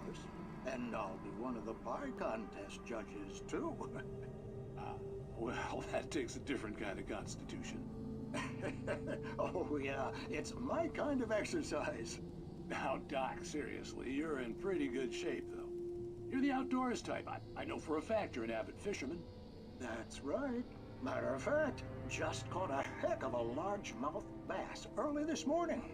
But you're not taking part in the fishing contest? No, not this year. See, Pat, I'm just not that competitive anymore. Now I just like to take my time and enjoy the peace of it. It's no fun if I need to worry about what I'm catching, you know? Well, considering your track record, the participants are probably pretty happy you feel that way. Well, Pat, that's kind of you to say.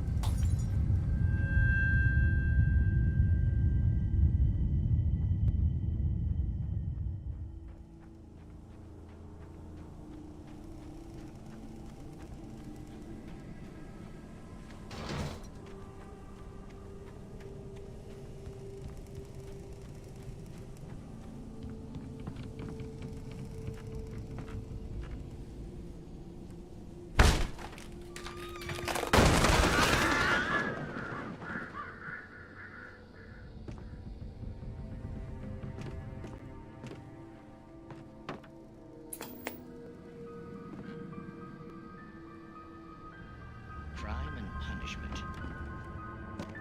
The cancer and cure of civilization. But some crimes are impossible to punish, especially in Night Springs. Tonight's episode, the man in the mirror.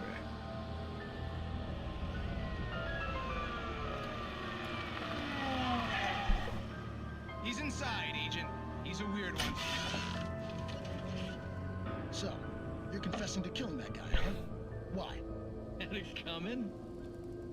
Yeah, but why would you do that? I mean, you're a nice guy. Normal. Took a kid to a soccer game. So how come at the game, you pick a guy and, quoting from the arresting officer's report here, assault the victim's head area repeatedly with the weapon of choice being a pair of bare fists? Wow, that sentence really flows, huh? Maybe you're not the literary type. Okay, so you mess him up. But why? Who was that guy? We couldn't ID him. Why would a guy like you do him like that? I didn't like his face? Well, you must have hated it, because you really went to town there. I mean, there's no way to tell what he looked like. No ID on him either. That must be difficult. But then we ran the fingerprints. Got a match. Your prints. Identical. Huh, how about that? Your son said you were wearing a white shirt when you took him to the game. The white shirt is on the dead guy. It's plenty red now. You won't get away with this. Do you really think that's in any way relevant to me? I had plenty of time to talk to my boy before the cops arrived, you know? He won't stop screaming, am I right? You think he's ever gonna be okay? I left my mark. Believe me. You bastard. What? You gonna shoot me? What's the point? I'm going to prison. You got me. I don't understand any of this. And you never will. Don't worry. Maybe you'll see me again, Agent. Maybe in the mirror.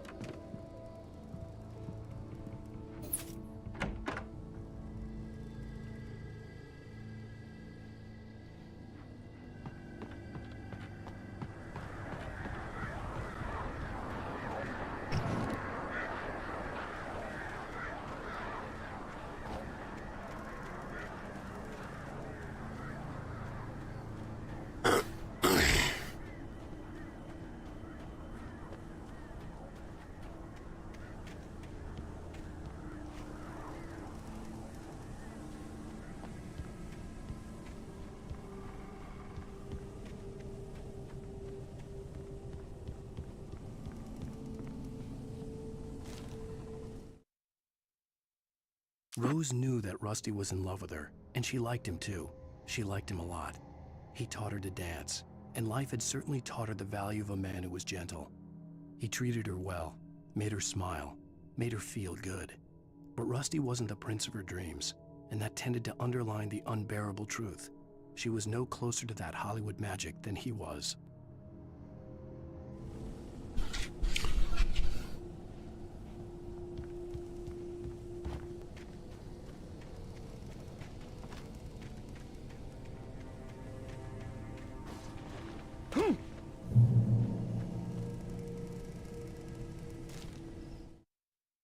The air in the visitor center was heavy with an awful smell, as if some rotten drowned thing had crawled up from its grave. Rusty kept coughing blood. My eyes were drawn to the twisted shape of his broken leg. The attack had been vicious. Max whined in his cage. Rusty's eyes were wild with fear and terror. He gasped. "Mr. Wake, it happened just the way it was on that page."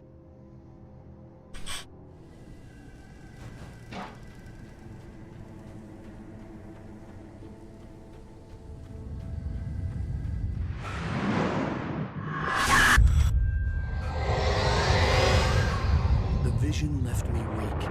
This was no head injury.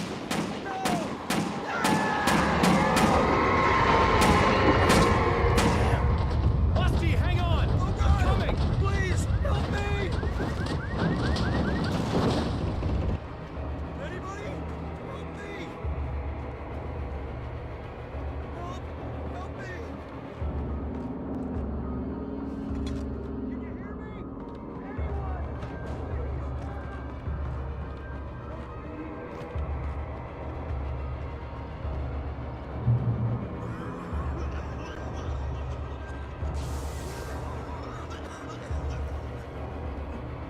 Hello?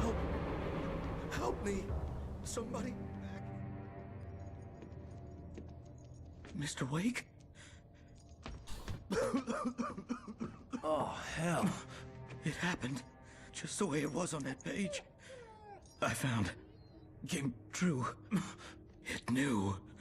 So dark. It'll come back for me. You must. The lights. In the office. I have the key. Okay, Rusty. Hang on. I'll be right back. Whatever did this couldn't be far. Rusty had found a page from the manuscript. It would help me understand what had happened.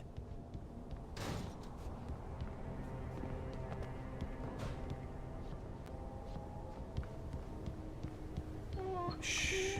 Good boy.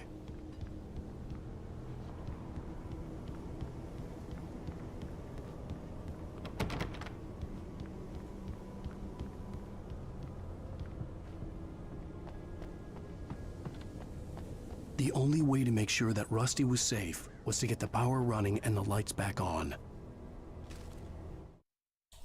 The visitor center was sturdy, but the impact turned the front of the building into splinters. Rusty was thrown across the lobby like a rag doll and hit the far wall hard.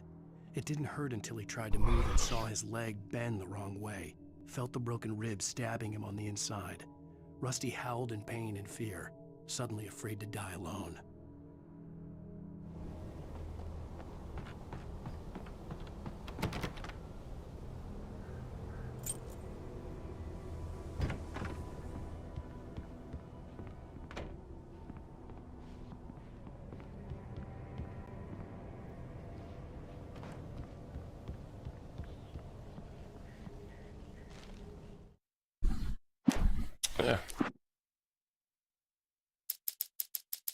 At the last instant, I changed direction and threw myself down. The axe splintered the trunk of a tree. I stumbled into the pool of bright light. My lungs burned. I was too exhausted to move. I tensed as I waited for the killing blow, but it never came. I raised my head. Nothing moved in the darkness beyond. For the moment, bathed in the...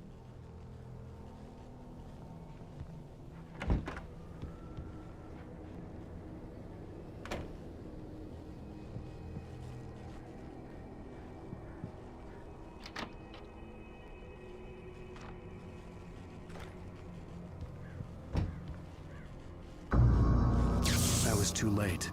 Someone had destroyed the circuit breaker. There was no way to get the lights back on.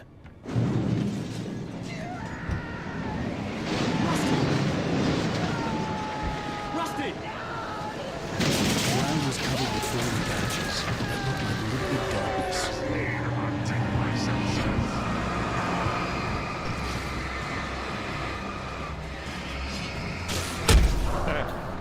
Ту кнопку нажал.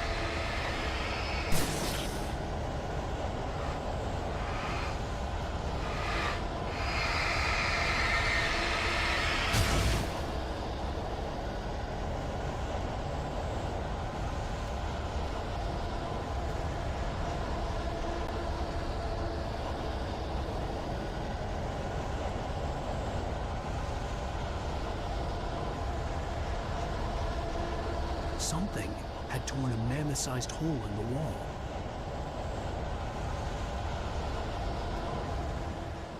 Please don't feed the animals.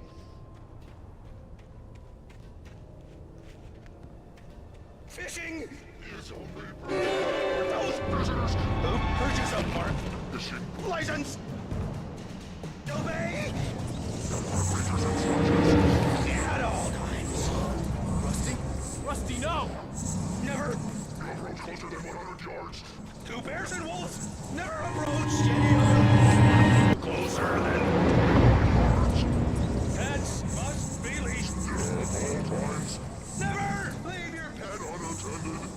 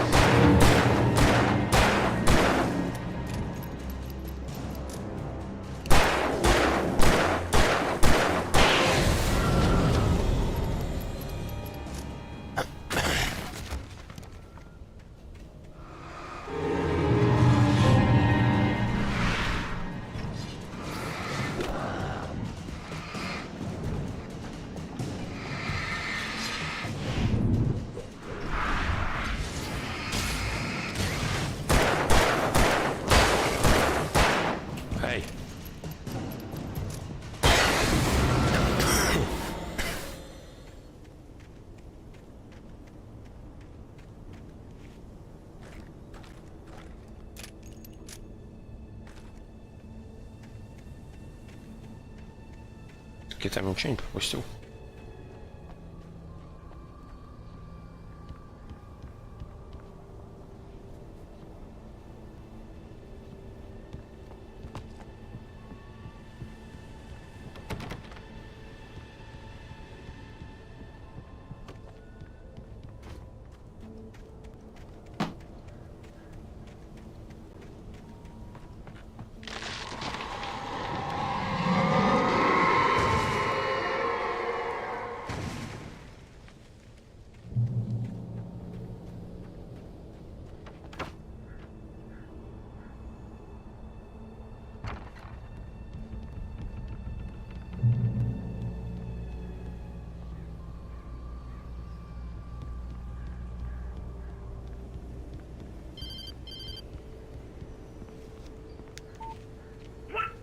What the hell was that? I saw from the window. I saw something. Forget about it, Barry. It's just me going crazy. Oh, jeez. Oh, jeez. You're not crazy.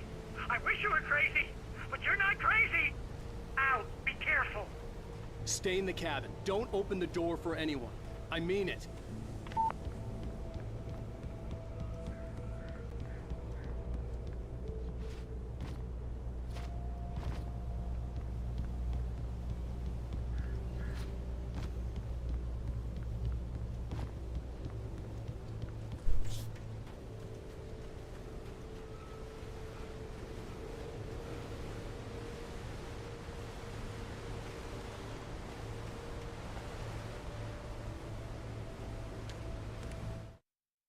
In that last instant of consciousness, Rusty thought about Rose.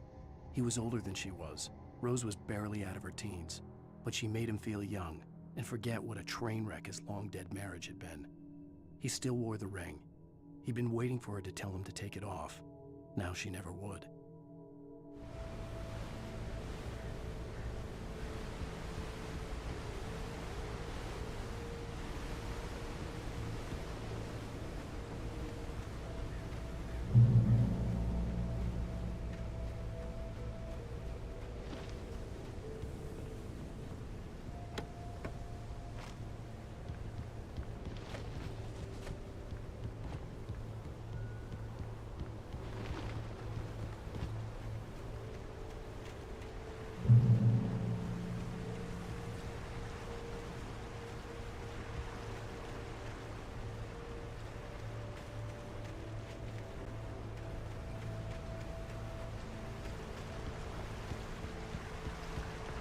Lover's Peak was at the far end of the nature trail.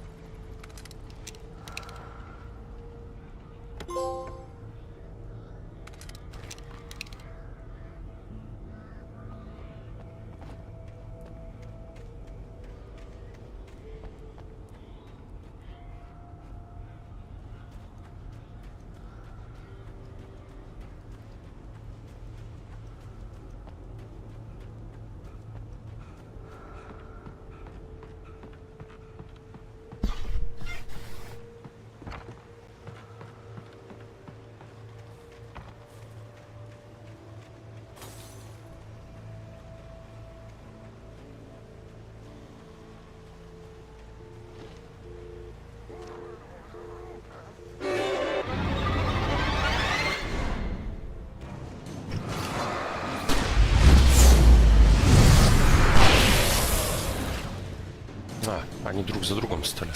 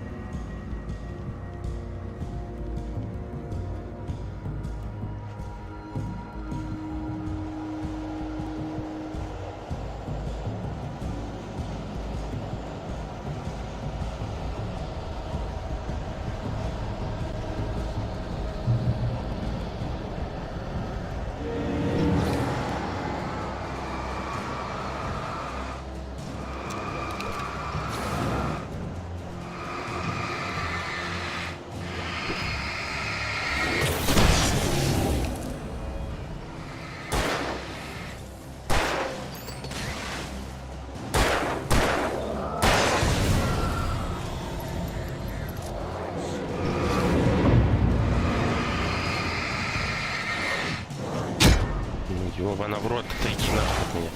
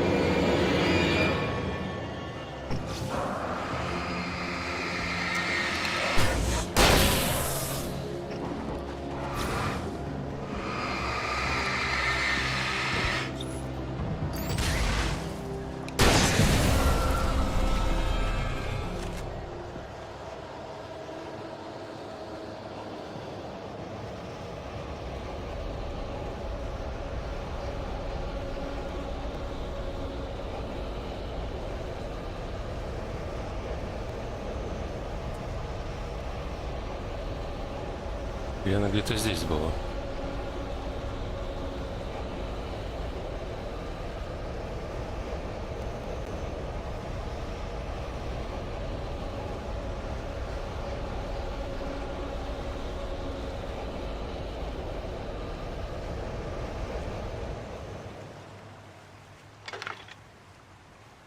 Такой.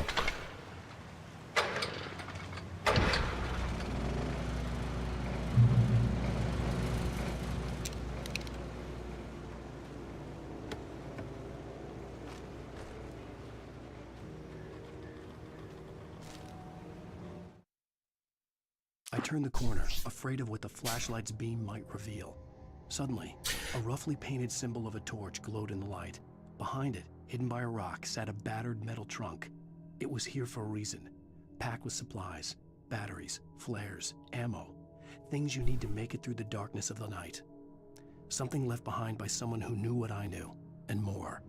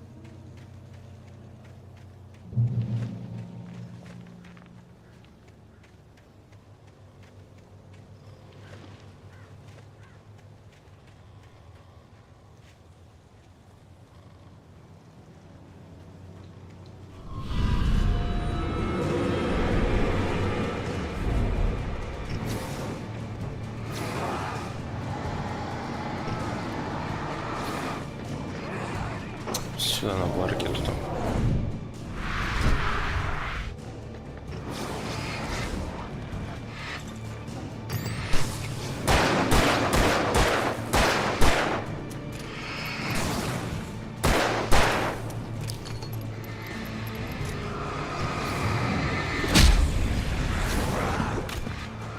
Я не вижу ничего. Чё ты встал, блядь?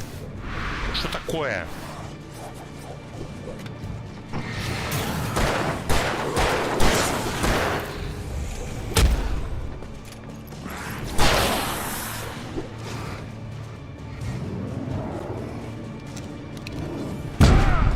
Ты, может, стрелять будешь, нахуй? Коль ты просто так-то на них смотришь?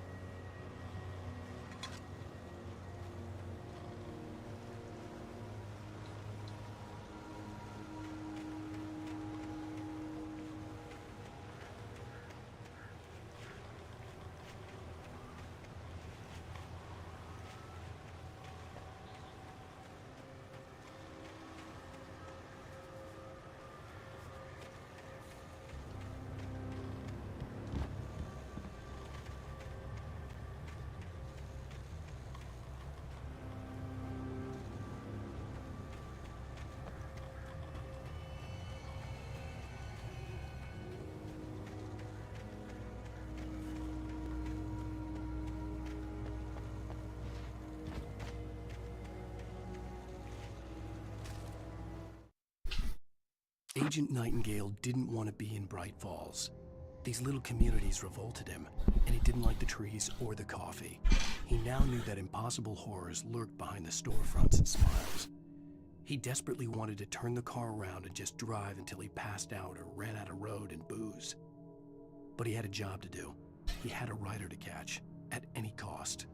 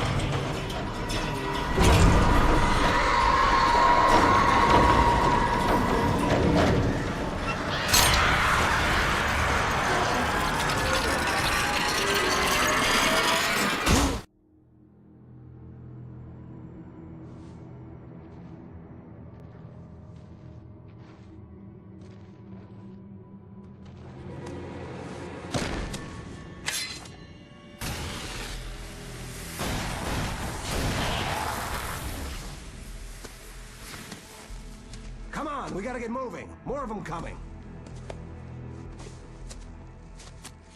That flashlight's kid stuff. The flares won't keep the bastards away.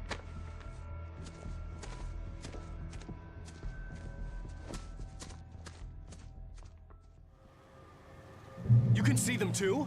Hell, of course I see them. Come on, we gotta move. Why?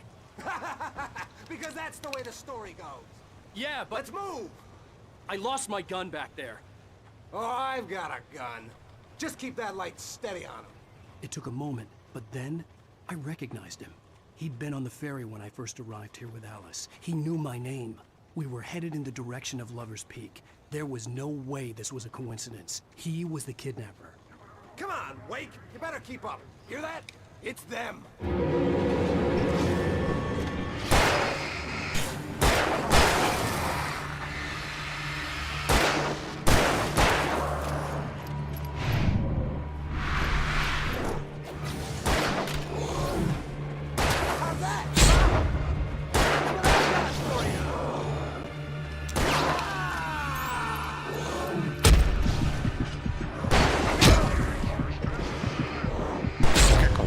Кидать-то, блядь. Спасибо, что объяснили. Толку-то, что я выбрал. Почему он не кидает? Come on, we gotta move. Why? Because that's the way the story goes. Yeah, but... Let's move! I lost my gun back there. Oh, I've got a gun. Just keep that light steady on him. It took a moment, but then I recognized him. He'd been on the ferry when I first arrived here with Alice. He knew my name. We were headed in the direction of Lover's Peak. There was no way this was a coincidence. He was the kidnapper. Come on, Wake. You better keep up. Спасибо за уклонение, блядь.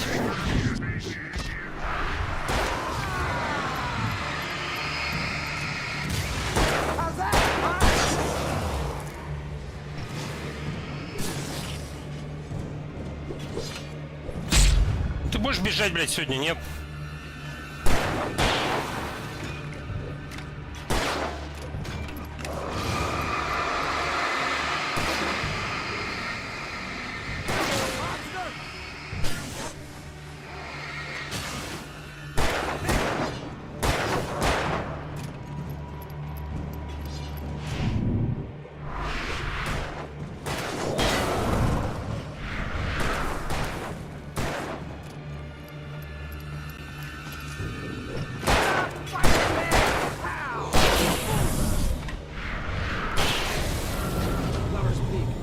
Stairs, Wake. Use the flares from the emergency box to hold them off while I get these boards off. Give me the gun. Yeah, no can do, Wake. Are you kidding? Give me the gun! No time for back talk.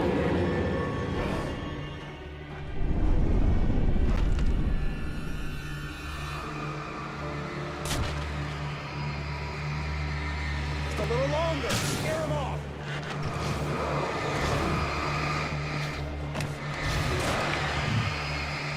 Get some light on those bastards. That'll keep them off us.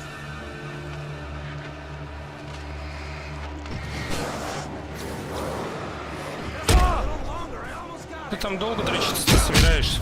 Да еб... Пиздец, блять, нахуй, еще двое он тут высралось. Что-то дурачок там руки в карманы. Use the flares from the emergency box to hold them off while I get these boards off. Give me the gun. Yeah, no can do. Are you kidding? Give me the gun! No time for back talk. Hold on there.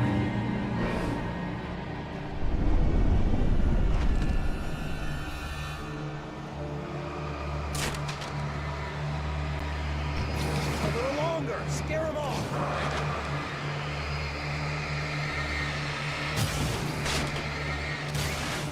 Get some light on those bastards. That'll keep them off us.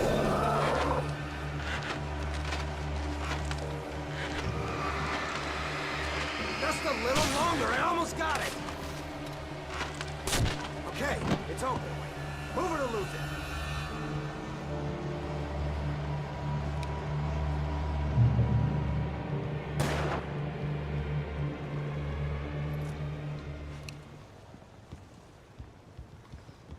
Oh, you feeling better now, Wake? All cozy and safe. Better get ready. They'll be on us soon.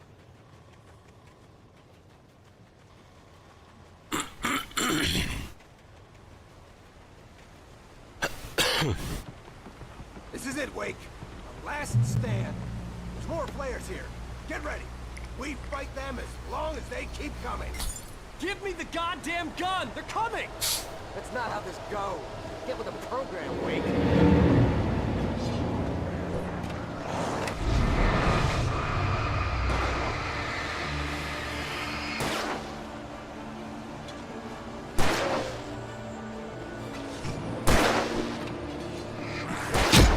Спасибо, дурачок, что ты его прикрыл, нахуй.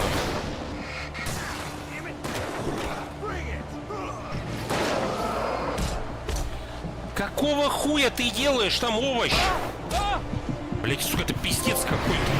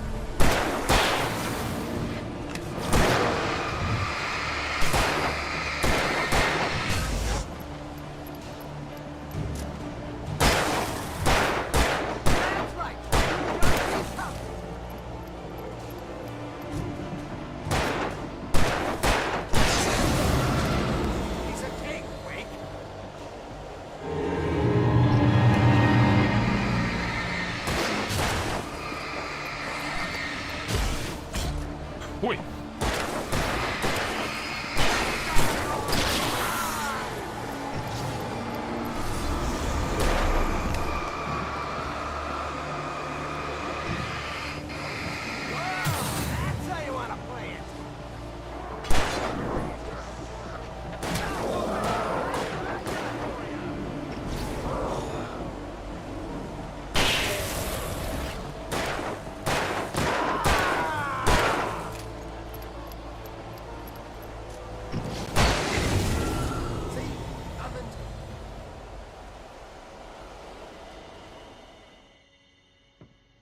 Let's cut the act now.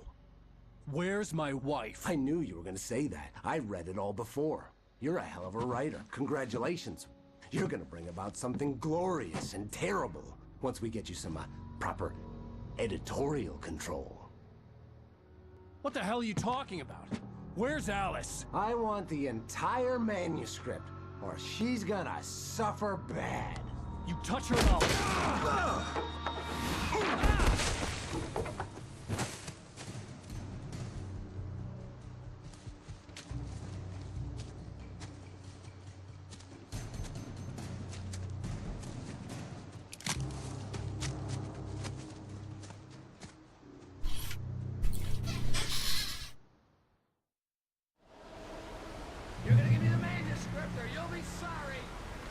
No! Come back here! I swear I'll kill you if you hurt Alice! Do you hear me? Come back here! He had Alice, and he wanted the manuscript because he thought it held some magical power. But I had no manuscript to give him. I had to get back to Barry and figure out my next... On more than one occasion, Alice had tried to explain to me how it felt to be afraid of the dark. To her, darkness wasn't simply the absence of light, but something more tangible than that. It was something you could touch and feel. Worse than that, it was something with a mind of its own, something malicious and malign. For her, things changed when they were wrapped in darkness. They turned into something else, something foreign. And nothing was safe or innocent anymore. I'd never really understood what she meant, until now.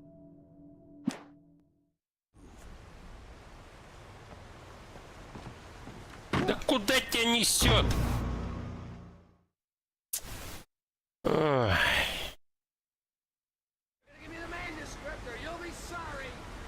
No! Come back here! I swear I'll kill you if you hurt Alice! Do you hear me? Come back here! He had Alice, and he wanted the manuscript because he thought it held some magical power. But I had no manuscript to give him. I had to get back to Barry and figure out my next move.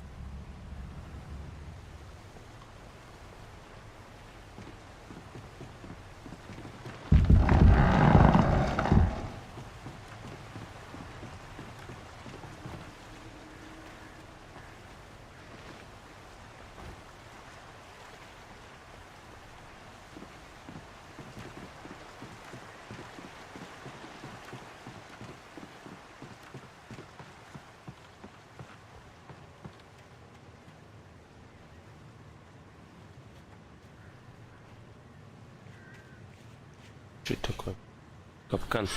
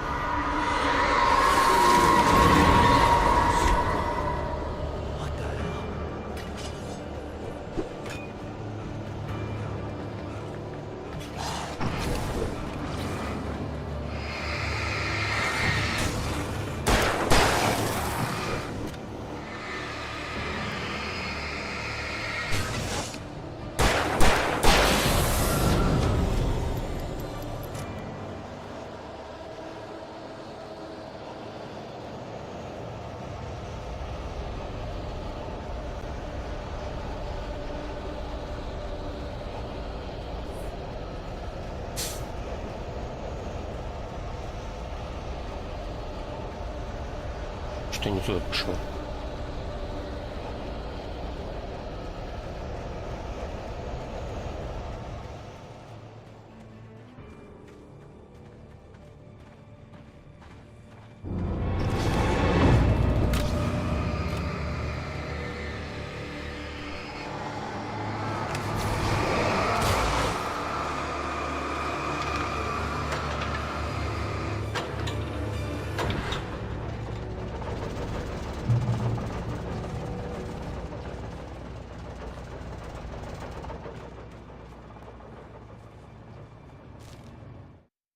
The night had been one desperate situation after another. I was exhausted, and my body felt as though it had been chewed up and spat out. The flashlight was heavy in my hand, and each pull of the trigger sent a painful shock up my arm. But I was finally out of the woods, and things were looking up. That's when I heard the chainsaw.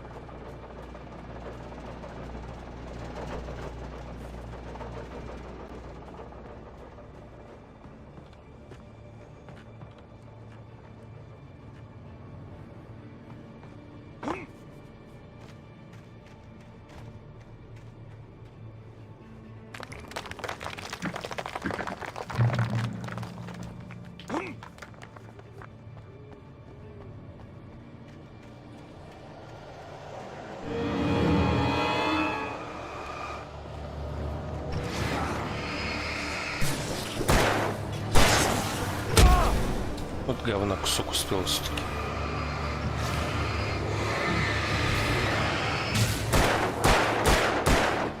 Почему мимо-то все?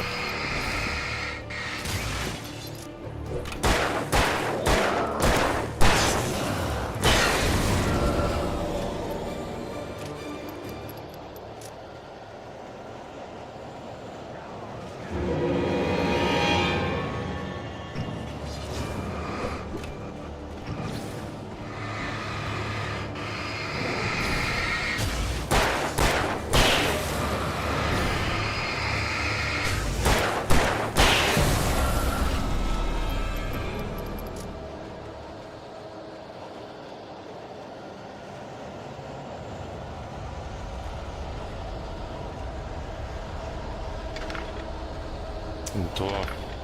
Ну, давай.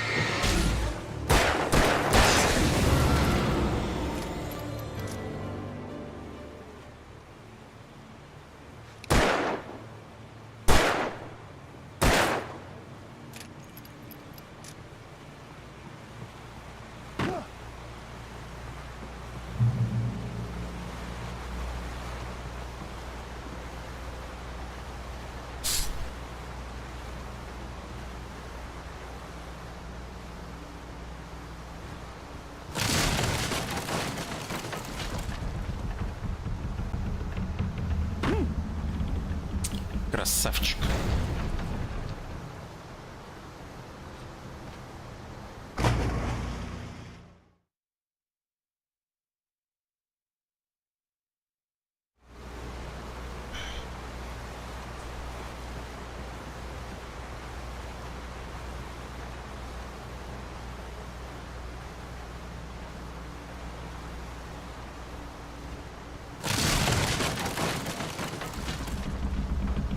Да ё, почему ты опять свалился-то?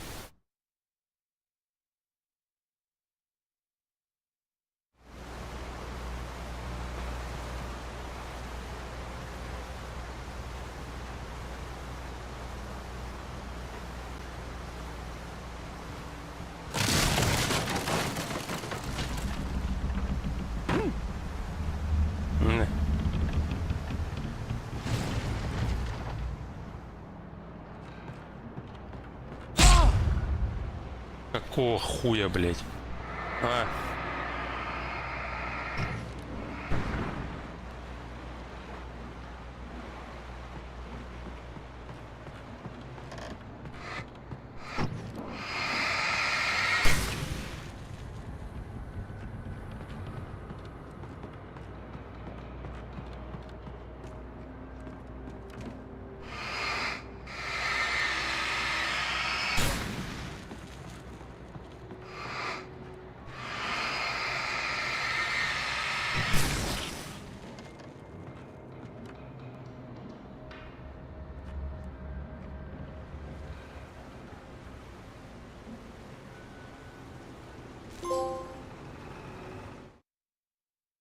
The logging site was a mess.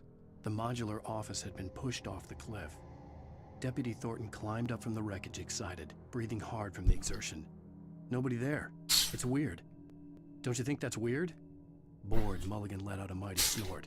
Hell, it's always weird, Thornton. Just a question of sorting out what kind of weird it is this time around.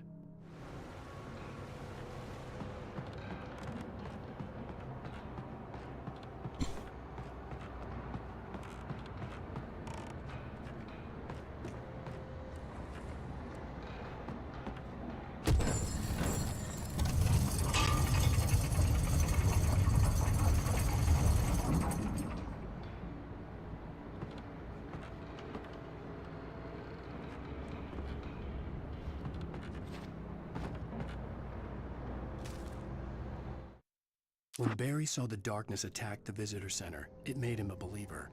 The men Al said he'd shot, they hadn't been just locals on crank.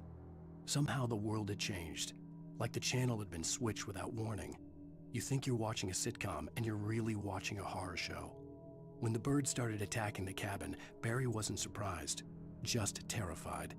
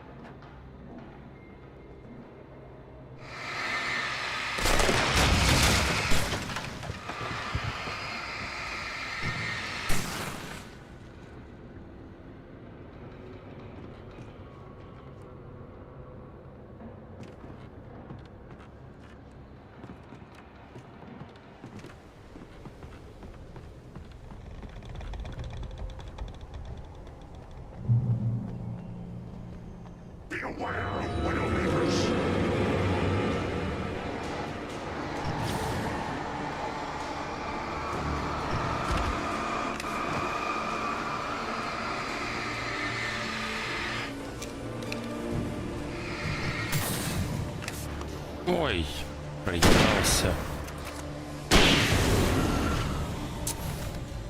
Ж не потратил.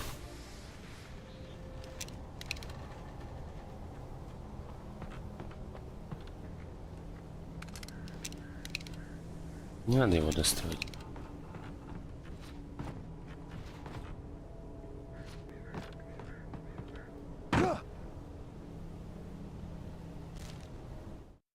Shadows stirred and the wind picked up as I ran through the forest.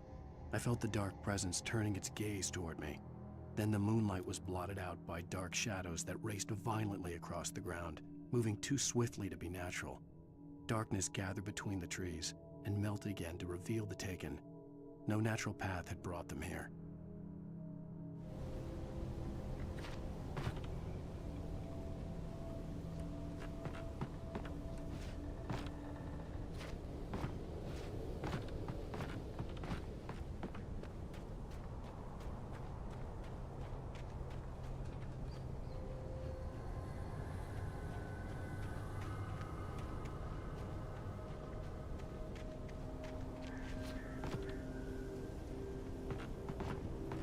Что там такое?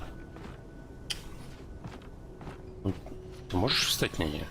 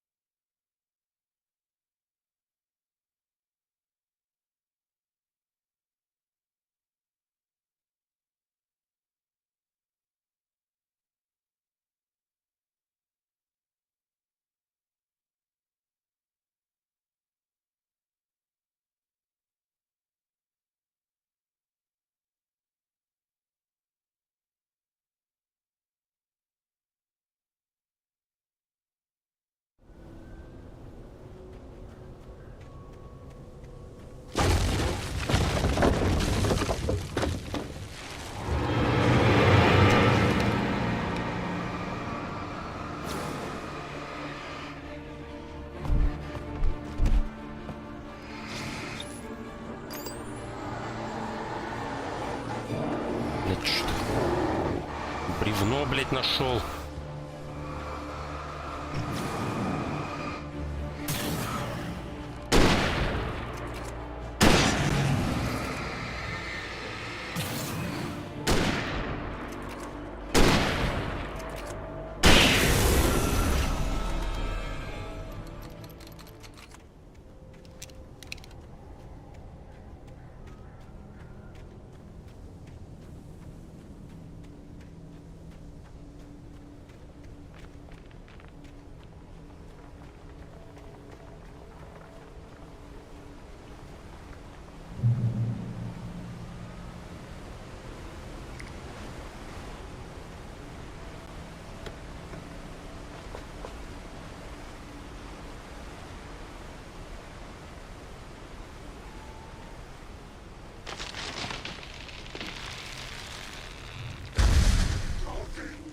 Is a hazardous occupation.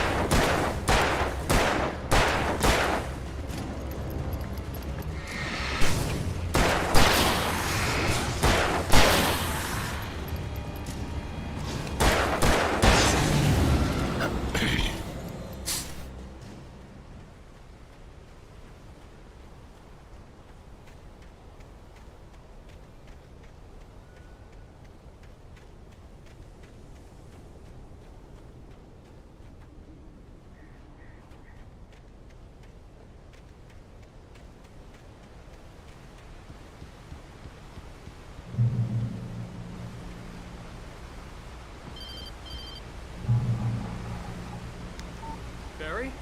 Ow! The porch is covered with birds. They've got all Hitchcock on me. Stay out of sight. I'm on my way.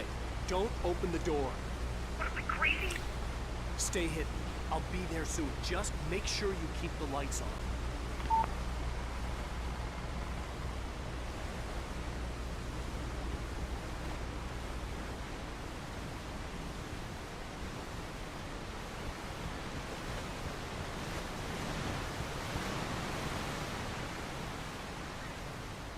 I still had to reach Barry at the cabin, but at least I was out of the woods.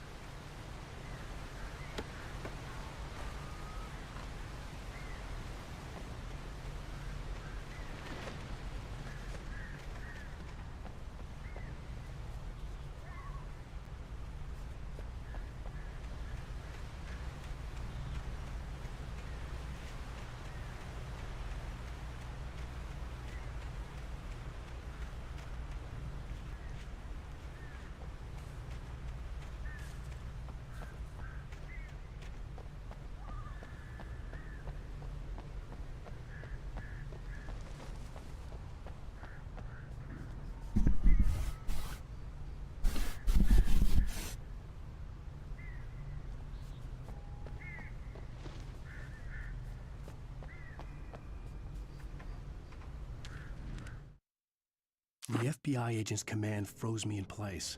I considered surrender. It was all falling apart anyway.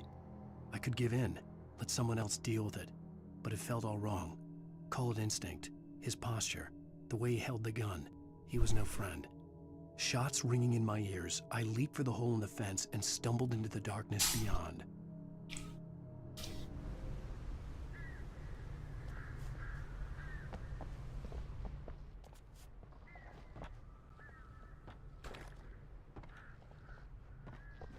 I had to find the key to the garage.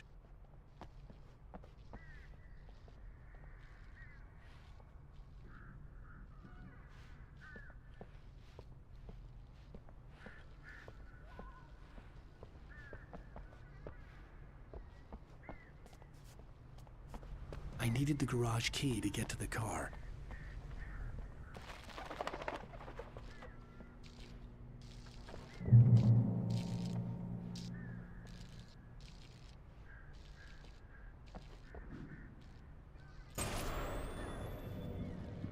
A story is not a machine that does what you tell it. A story is a beast with a life of its own. You can create it, shape it, but as the story grows, it starts wanting things of its own.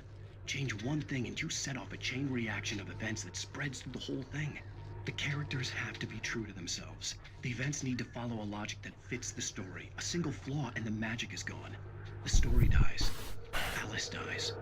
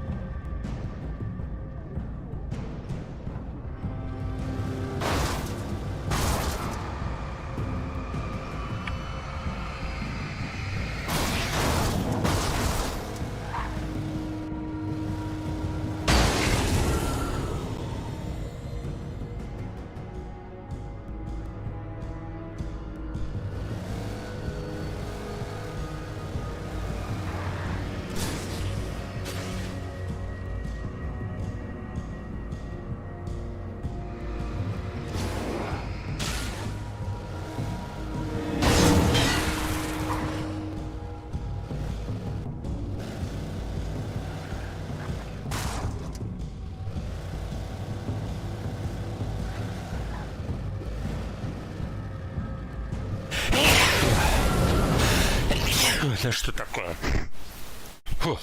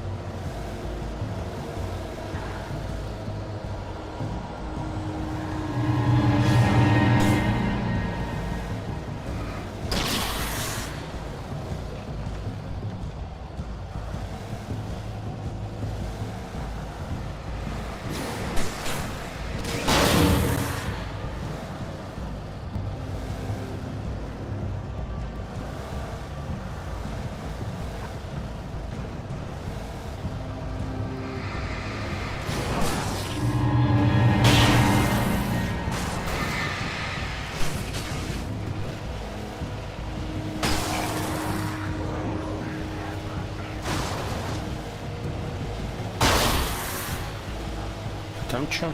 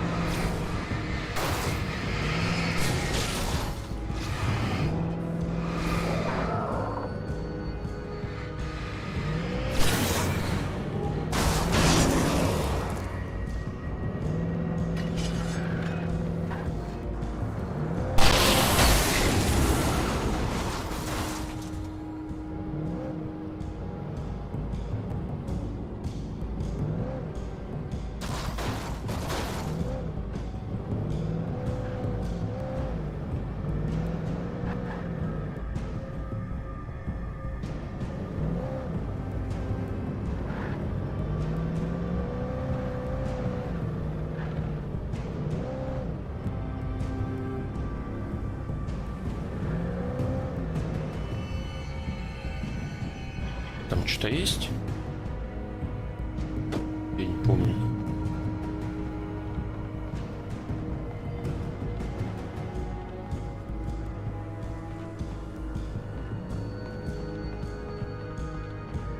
Ничего не видит.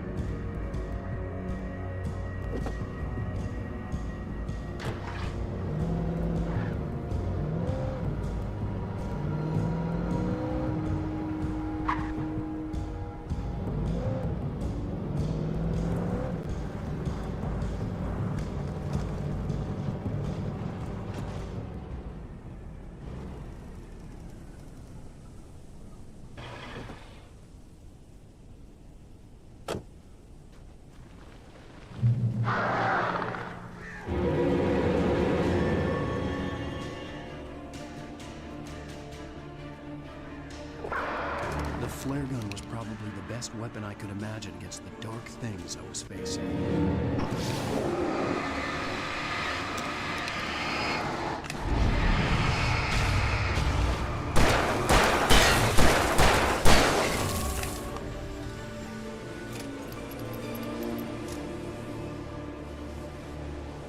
Ты где?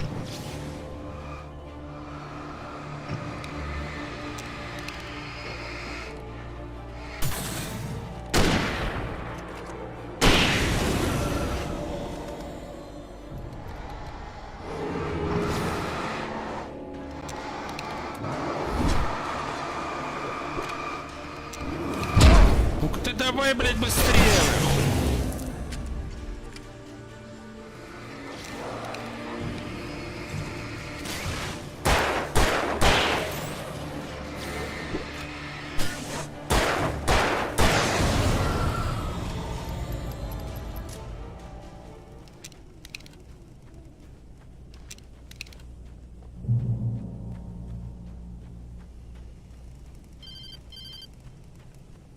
It was the kidnapper.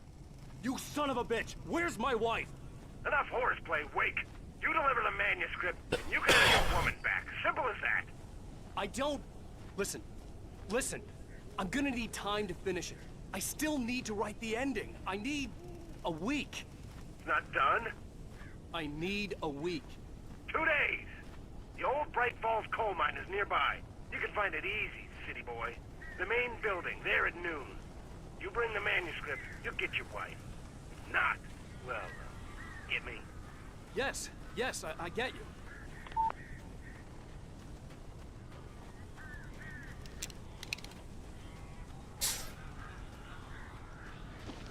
Barry had talked about birds over the phone.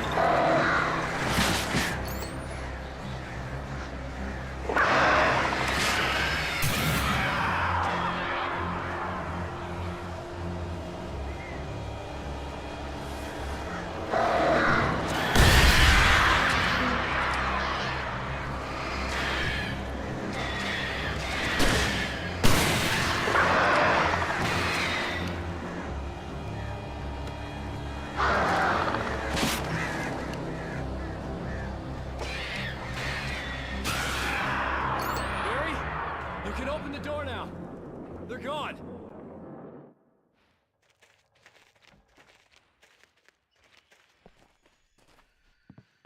Hey, Al. I'm sorry for thinking you were having a psychotic episode, man. I sent Barry to the town to ask around about a man fitting the kidnapper's description. He'd go through the archives of the local paper. Perhaps he could learn something. Anything about the island and the cabin that had disappeared. The man wanted a manuscript. I had to try to write him one to get Alice back.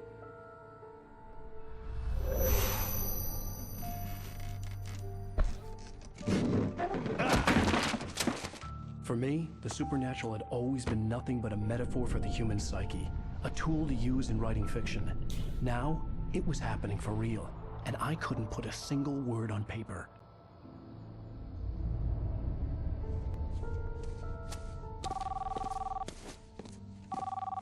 Barry Wheeler speaking. This is Rose. Rose? I found Mr. Wake's pages. Oh, you sweet, brilliant girl. Could you and Mr. Wake come get them? I live in the trailer park outside the town. We'll be there in less than an hour. Bye now. See you soon. Have a great day. Hope you come back soon. Welcome to the old dear diner. Good girl.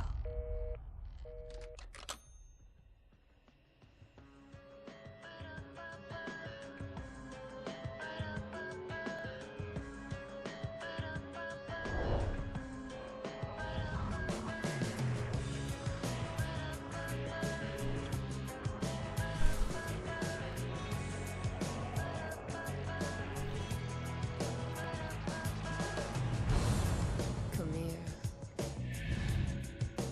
Pretty please, can you tell me where I am? You, won't you say something? Previously on Alan Wake, Alice has been kidnapped. Alan, please help me. Alice? Exactly what I say if you ever want to see your wife again. I can't tell anyone except my agent Barry. Damn it, Barry, they'll kill her! You're my best friend, and I'm worried that you're not right in the head. The ransom is a manuscript I supposedly wrote that's coming true before my eyes. It happened just the way it was on that page. So dark. I have found only a few scattered pages. I want the entire manuscript. The deadline is in 2 days. I found Mr. Wake's pages. Good girl. How the hell did she get her hands on the manuscript anyway? I don't know. She's resourceful. I told you were too hard on her. Listen, I found out all sorts of interesting stuff while I was digging around. Yeah. Mr. Wake, it's Sheriff Breaker. We have an FBI agent here, Agent Nightingale. FBI? He's anxious to see you. You'd better come to the station. Okay, I'll be right over, Sheriff. Let's make this quick, huh? Help you folks? Name's Randolph. I'm the manager. We're looking for Rose. Works as a waitress down at the diner.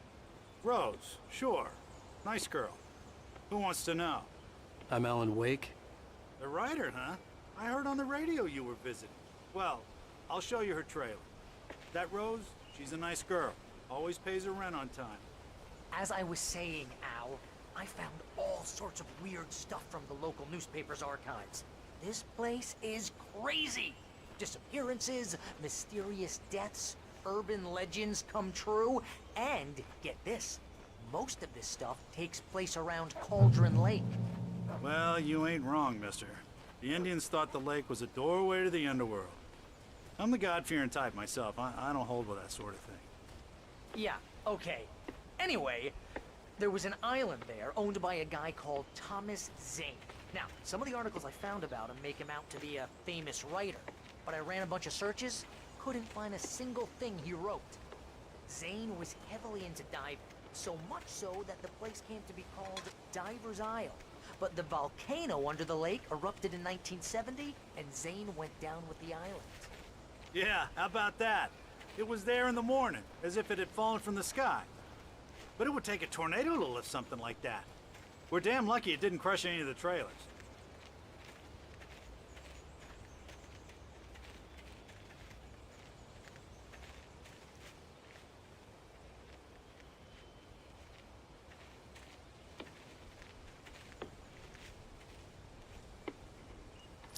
gets better.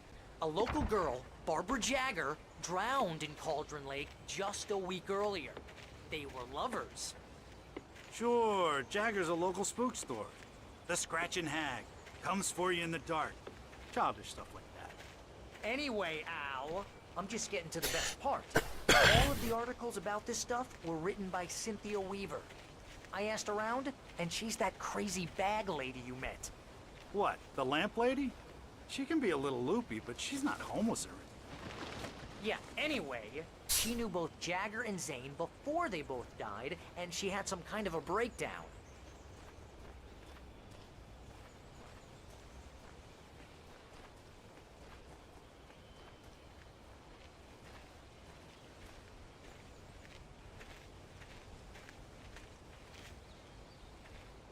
Well, mister, this here's Rose's trailer.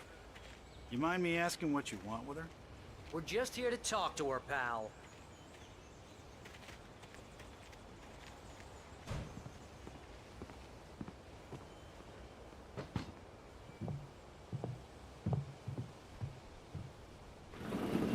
Welcome to... Oh dear, Mr. Wake. I'm so glad you're here. Rose, you have my manuscript? Oh. Oh, yes. Yes. Please, come in. Hey, this is really good. Rose, Yes, my manuscript. I really need it. I understand. I know what you need. A muse to inspire you. Oh, for Barry? She doesn't have anything. Yeah, hey, Al? Al, what's... Oh... Barry! What? What?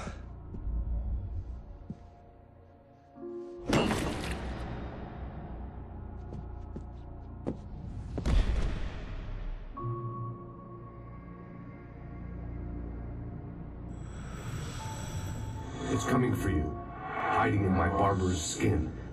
I'm too weak to stop it. You must turn the lights on. I promised I'd come visit you and your lovely wife. You must finish what you started. I insist. You must turn the lights on. Turn the light on.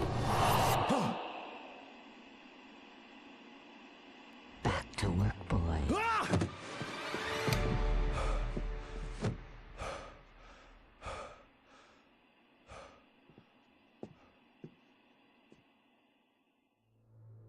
I felt nauseous, hungover. Only anger kept me going. I can't tell reality from dream anymore, but it seems I have an imaginary editor to help me. She's an old woman in a funeral dress. I call her Barbara Jagger. She's very strict. I'm writing faster and faster. My manuscript is being heavily revised. The edits are getting very aggressive, and each day there's less of me and more of her. I hate it. I know she's right. She promises me I can save Alice this way. She knows more of this than I do. About the complex incantation I'm attempting. About this place. She's worked with another writer under similar circumstances, Thomas Zane. The genre of the story seems to be shifting. It's turning into a horror story. I'm getting close. I can feel it.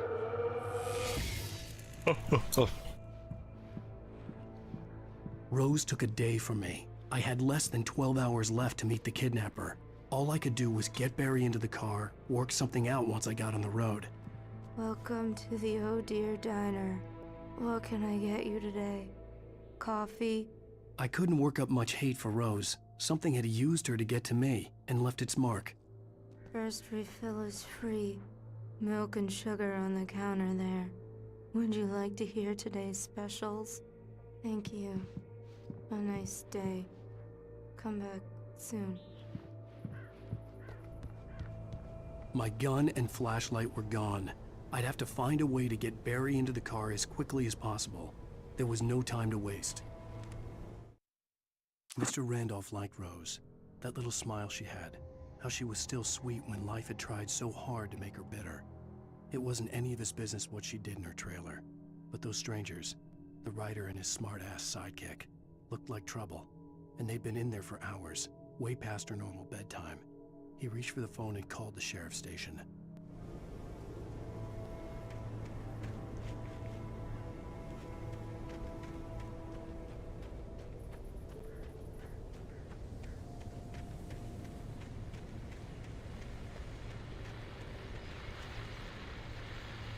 I just stepped outside to catch a breath of fresh air, and let me tell you, the weather's getting heavy. Nights like this make me especially glad I'm here talking to you and not home in bed. Once the weather takes a turn like this, I can't sleep at all. It's all tangled bed sheets and dark thoughts, punctuated by the occasional plunge into nightmare.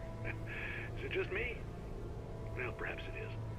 But I hope I can make the night a little bit easier to get through. Caller, you're on KBF FM. Hey, Pat, it's Walt Snyder. What's on your mind, Walt? Well, I ain't the way you are, but, well, I can't sleep either, you know? I just been staring out the window here, trying to make sense of it all, but, I ain't been drinking either, you know? Well, you sound like a man with a problem, Walt.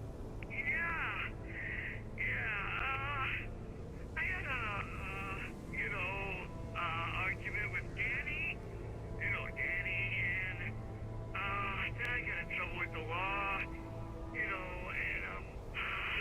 I'm just, well... I heard something like that, Walt. Yeah, well, he's, Danny's my best friend, and, they let me bail today, and now I'm just alone here at the window, waiting, man, and there's something in the air tonight, man. I was just outside looking up at the sky above our broadcast tower thinking the same thing. What are you waiting for, Walt? I don't know, but, something's gonna happen. I think I better go. Well, Walt, maybe... No, thanks, Pat. Well, good luck to you, Walt. Hang in there. Let's take a little break, folks. This weather's really something else, huh? How can I be sure?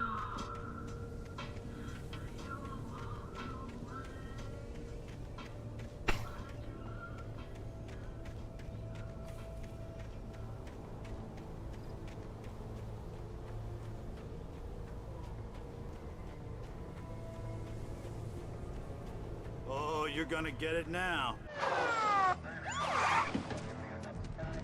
God knows what you've done to that poor girl. This is Agent Nightingale, FBI! Get him up, Hemingway! You're under arrest! You move a muscle, I'll unload right in your goddamn face! Stay right where you are, Spillane!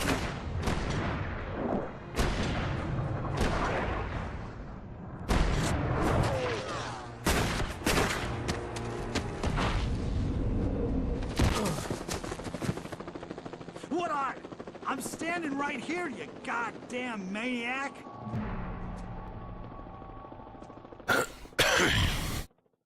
I hated to leave Barry behind, but there was no way I'd miss my appointment with the kidnapper.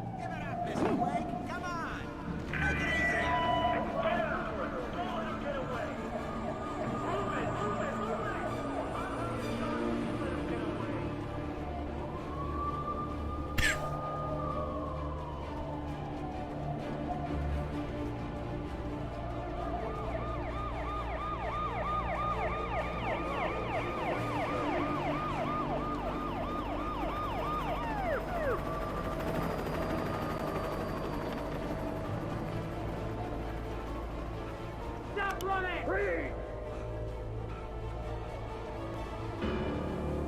Okay, men. Keep your eyes peeled. He's gonna try to make it through here. Oh, damn.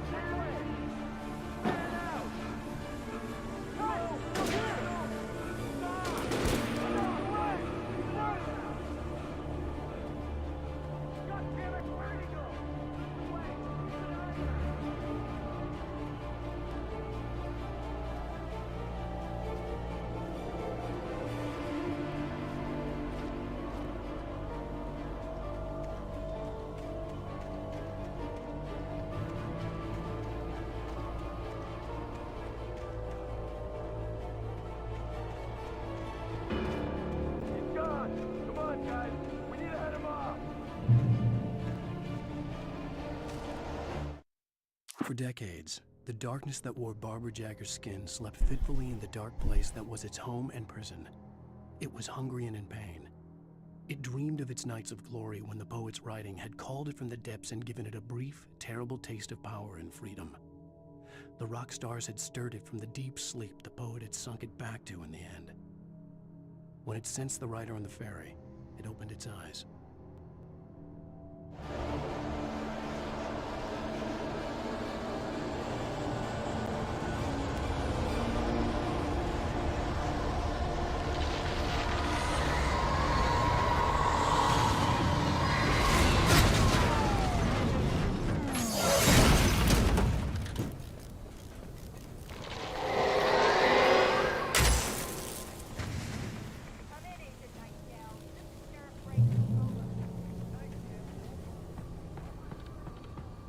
Да, там, по-моему, рукопись лежит.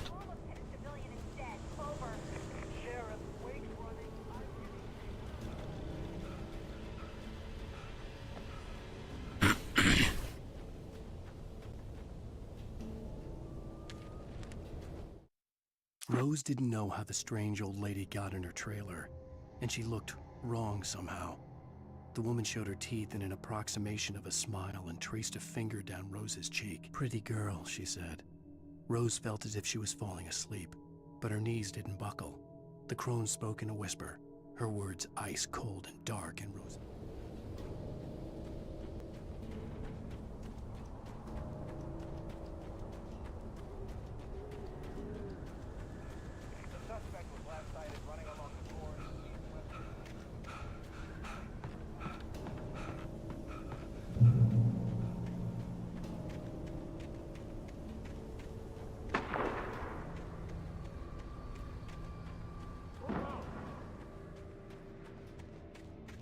Search the area.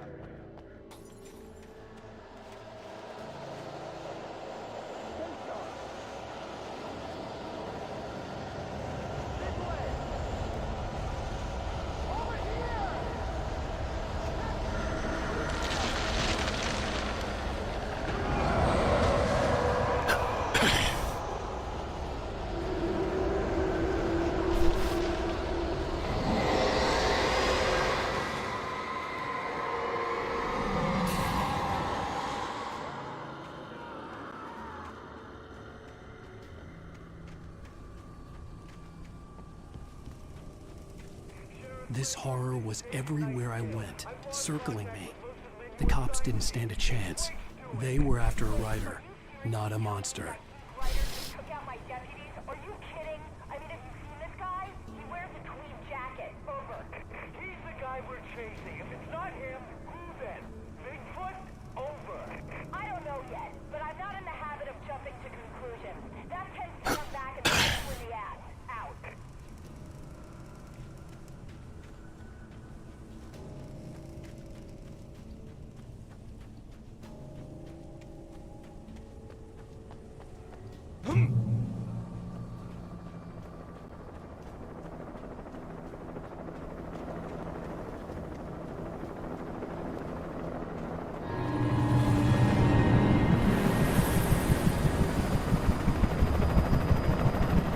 You on the ground. Hold it right there. There's nowhere to run.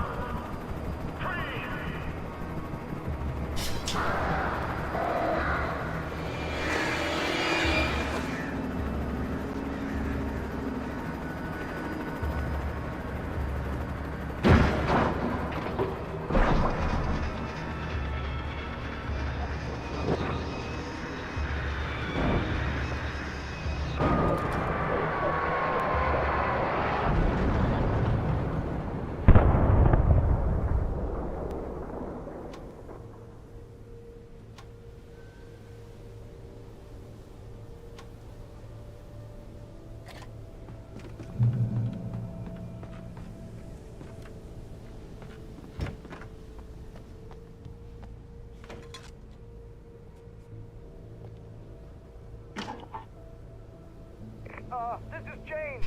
Mulligan, Thornton, come in. Over. Thornton here. James, we got both Wheeler and Rose in custody. They didn't put up a fight or anything. Why, they were... Hey, what are you... Come on! Sit down and give me that. Jane, Mulligan here. Over.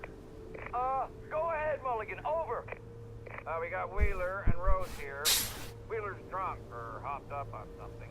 Speaking of which, that Fed had a pretty distinctive whiff of Oda Scotch about him, if you know what I mean. Over. I don't have anything on that, Deputy Mulligan. Over. Well, whatever.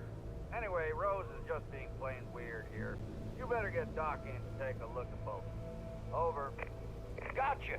You better get them here quickly. The, Fed's gonna want to interview Wheeler. Over. Oh, yeah, I'll bet he does. Looks like they have a lot in common. Mulligan out.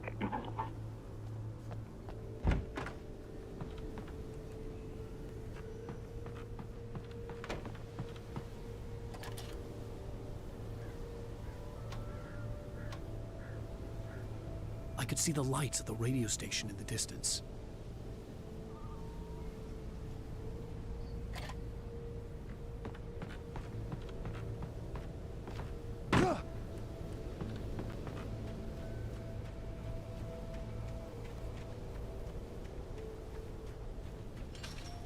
I imagined that the broadcast tower in the distance was part of the local radio station. Maine seemed like a decent guy. Perhaps he could give me directions to the coal mine.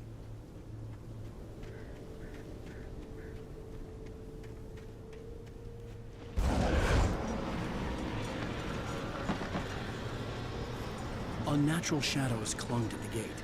The darkness that was after me was trying to stop me. I wouldn't get through without a light.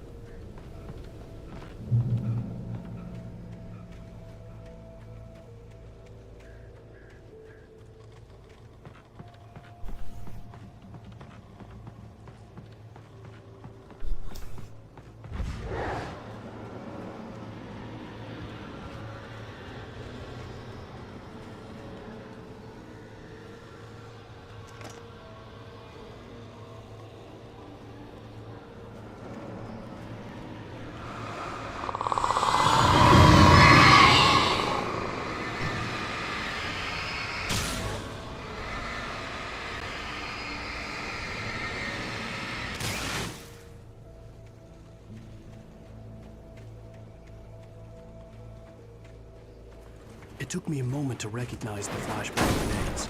They were an ideal weapon for my situation. Team 1, come in. Over. Team 1, this is Sheriff Breaker. Report. Over.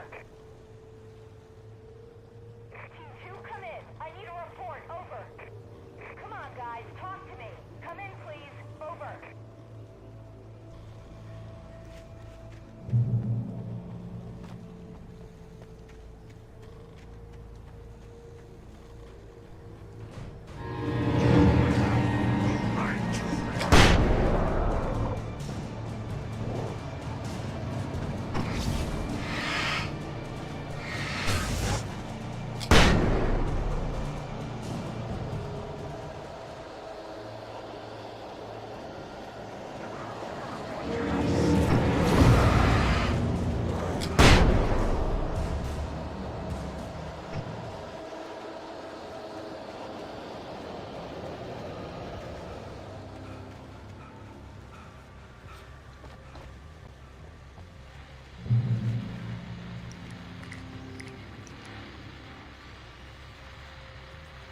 And here's another call.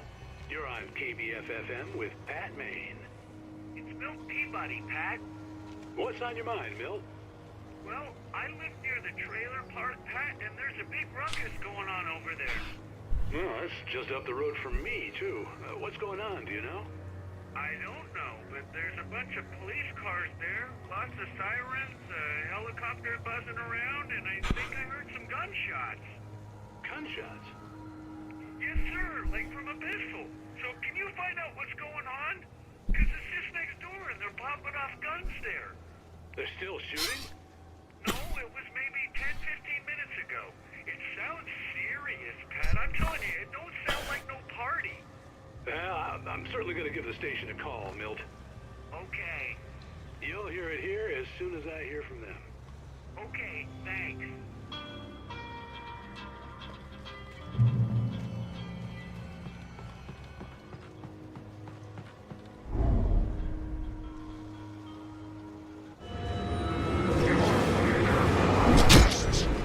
Спасибо.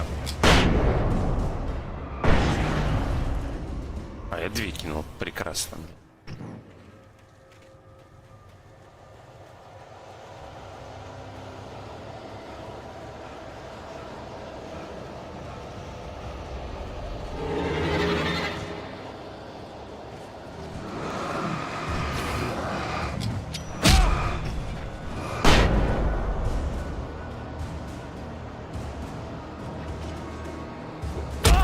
Да ёб твою мать, блять.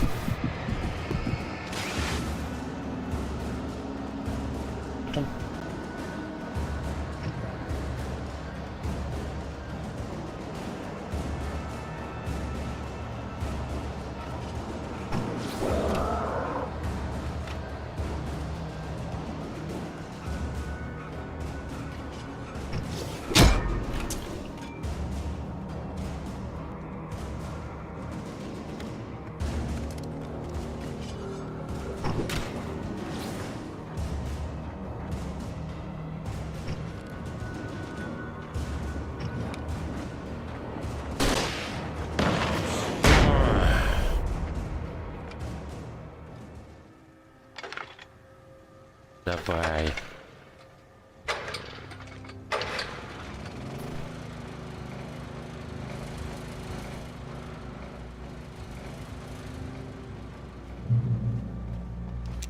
Эфир есть.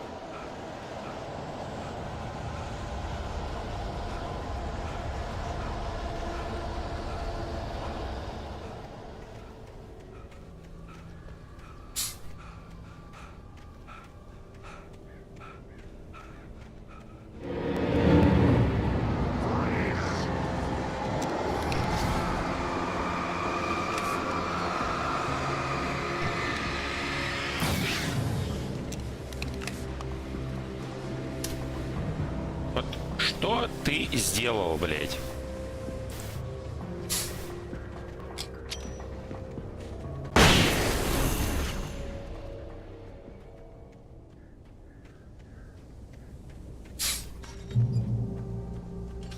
I hope Maine could lend me a car to get to the coal mine.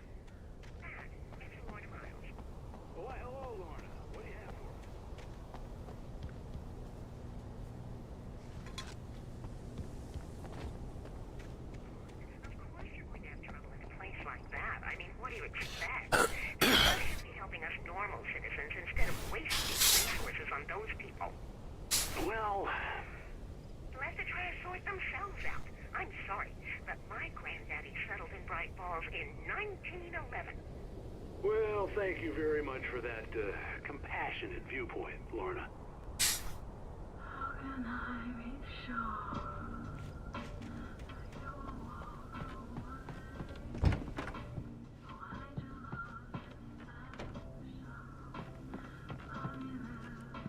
Oh, here's a little surprise. The famous writer Alan Wake just walked in. Folks, I'm going to see if I can talk him into an interview. Come on in, Mr. Wake. Oh, I'm so glad you could find the time to do this, Mr. Wake. Nowhere to run now, Dan Brown. You back away from me. Don't hurt. Whoa, whoa, whoa. Everyone calm down. Put the gun down. We're all friends here, right? Cool your jets, Nightingale. We got him. Judas Priest! What the hell's the matter with you? There's a civilian in there.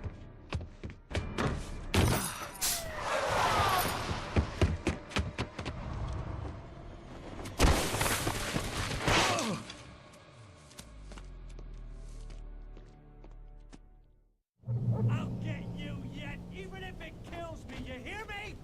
You hear me, H.P. Lovecraft? I had fallen off so many cliffs it was ridiculous. That's what you get for naming a book The Sudden Stop. It was probably good I hadn't had the chance to tell Maine where I was going. I'd have to lose the cops and find my own way to the... Nightingale stared through the broken studio window into the dark woods. He turned around, started to walk out, but Maine grabbed his arm. Young man, you almost shot me. You don't shoot off rounds at people like that. What's the matter with you? Nightingale mine.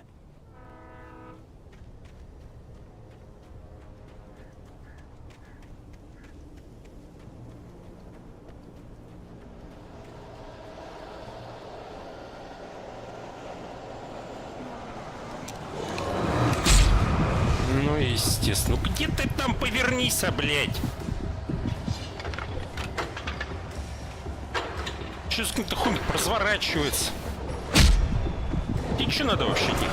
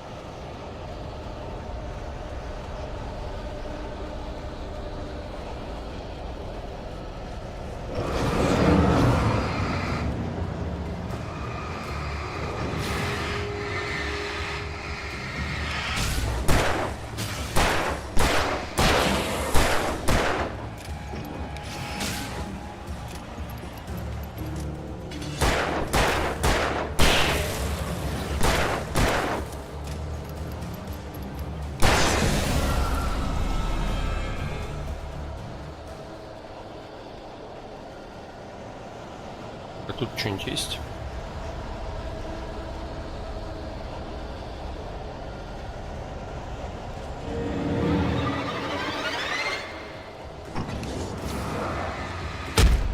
Ну так ты, блядь...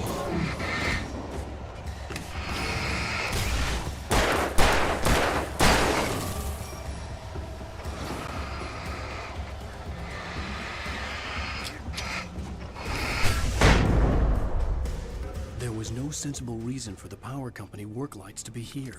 It was almost as if they'd been left for someone like me to use.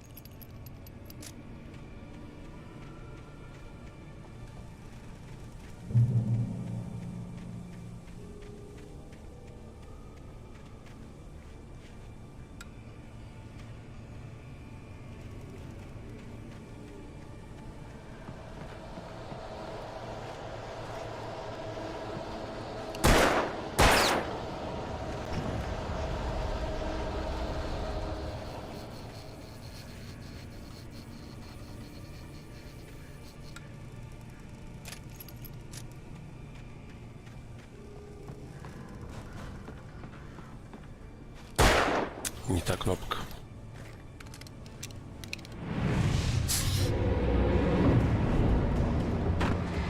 Где ты там нахуй?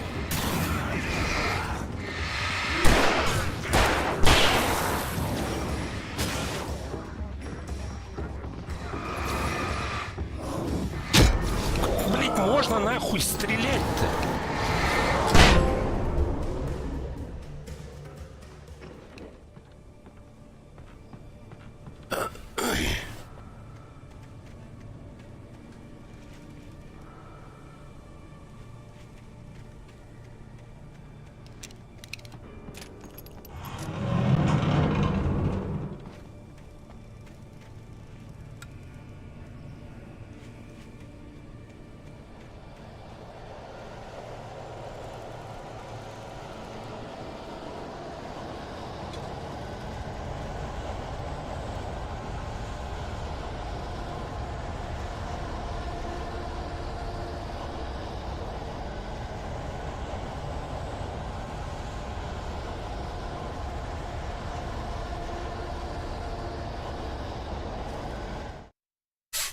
Sarah trusted her gut, and her gut said Agent Nightingale was an asshole. He felt wrong, and it wasn't just the smell of stale booze. It was in the way he flashed his badge, pulled rank, the look in his eyes when he wanted answers.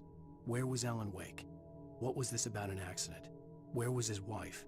And most importantly, why did she let Wake go? He wouldn't answer her questions. Federal business was all he'd say.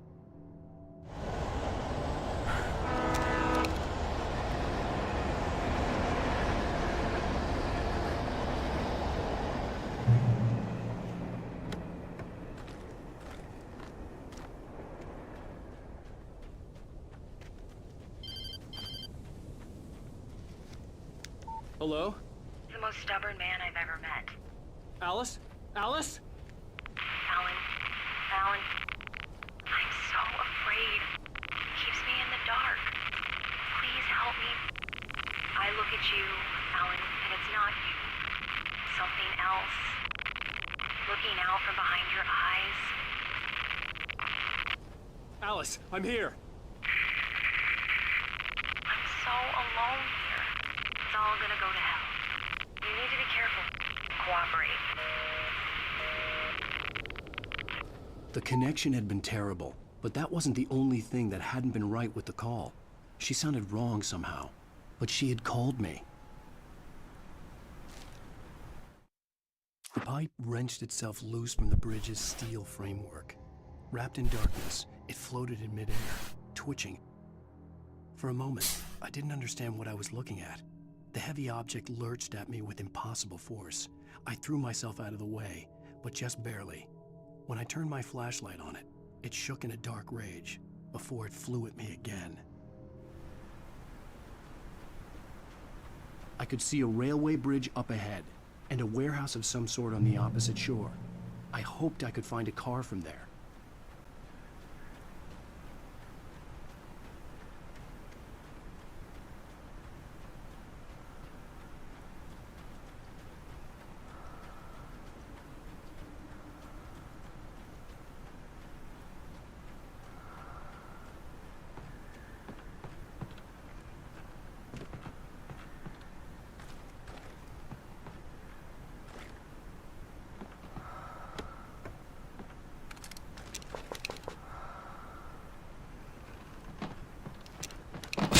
Блять, откуда вы? Что это было нахуй?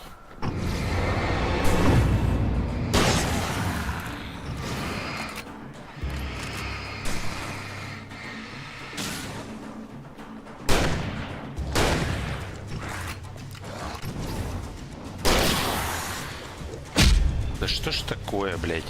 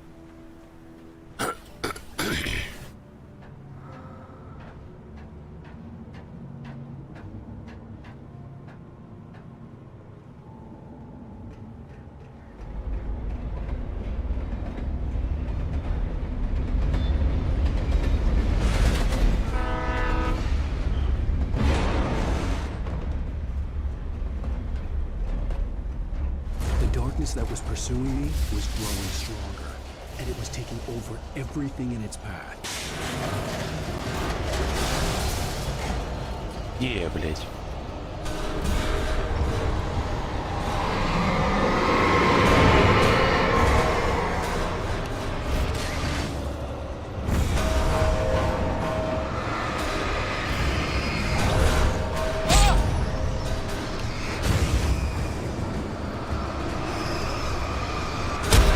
Ну так кидай, блять, фальшфер, идиот, что ты стоишь, блять?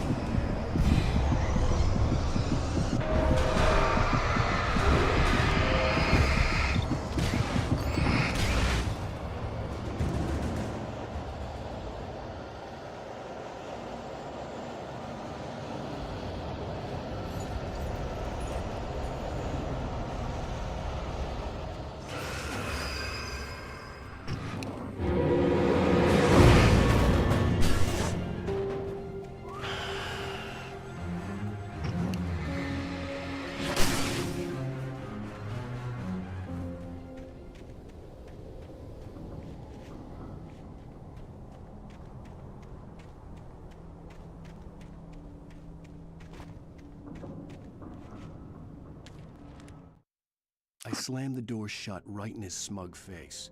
He pleaded for me to open the door. True to form, the asshole actually thought I would obey. I had no sympathy left, no guilt either, not for him. I took a moment to savor the scream. I bet I had a smile on my face. It was all that I had time for. The dark presence was inside the lodge with me.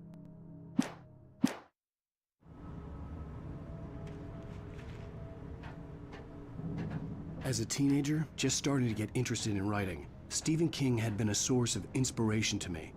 I thought about all the inanimate objects that had come to life in his books. No one is safe in a good horror story. Certainly not the protagonist. That's what makes them fun. This was anything but. The darkness could possess anything, and it was getting closer.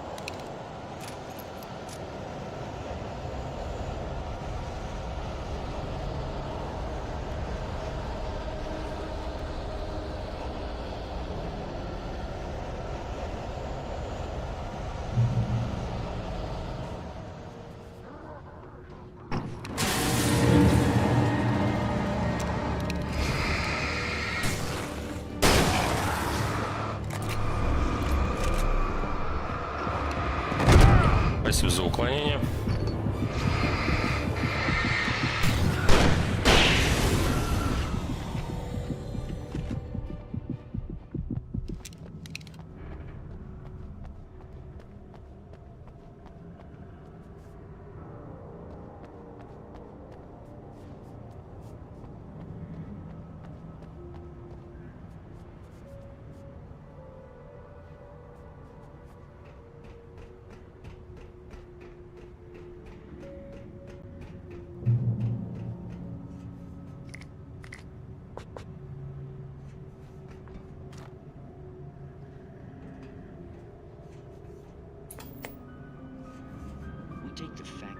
existence for granted, unaware that they are merely a thin veneer of desperate self-delusion, covering a vast cosmos of madness and horror. All too often, the stars are right. In Night Springs. Tonight's episode, A Family Occasion. Journalist Alvin Durleth's trip to study the local customs of an insular community in Night Springs has been less than successful. Until tonight. Well, I'm glad you changed your minds about this. Ancient customs, local mythology. My editor loves this kind of stuff. Well, Mr. Durleth, we don't want to feel like we're on exhibition, but you have demonstrated the seriousness of your intent. Oh, I am serious. Really, just do your thing. I'll stay out of your way and observe. Actually, I thought you could assist us. I'm afraid we are a man short. It would provide you with an intimate perspective. Could I really? Of course, Mr. Durleth. Well, I guess that's the least I... What would I have to do? Oh, here. Let me show you with a kiss.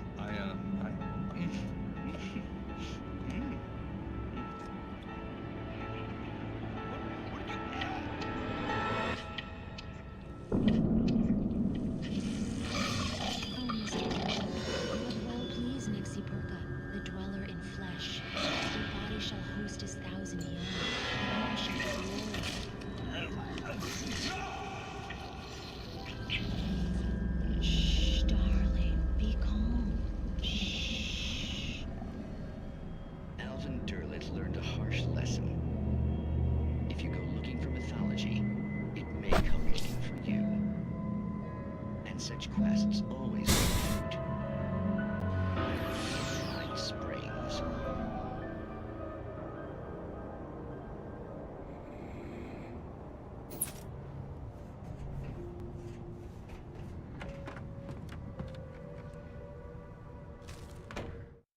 The darkness surged towards me, sucking everything loose from the ground into its depths, tugging at my clothes. I saw the flare the kidnapper had dropped and threw myself towards it just as I felt my feet leave the ground. The darkness embraced me with the force of a tornado. Somehow I managed to light the flare. The darkness roared and cast me away. I fell toward the dark waters of the lake far below.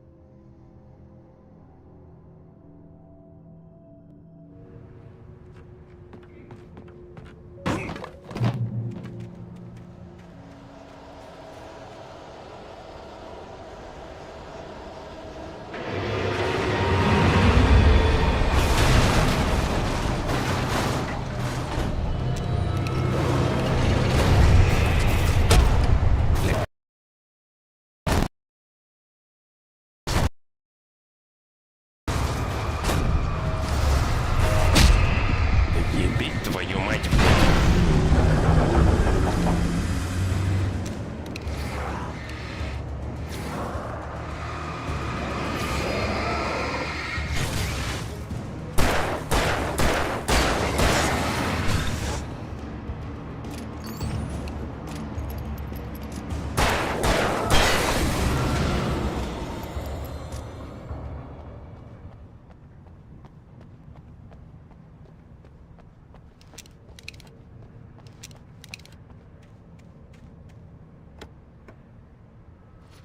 Не та кнопка.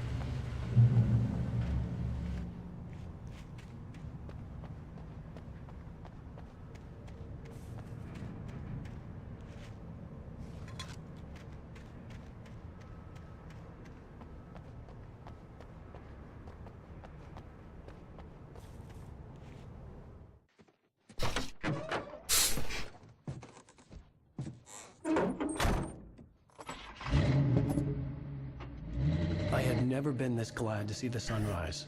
I had a couple of hours to get to the coal mine.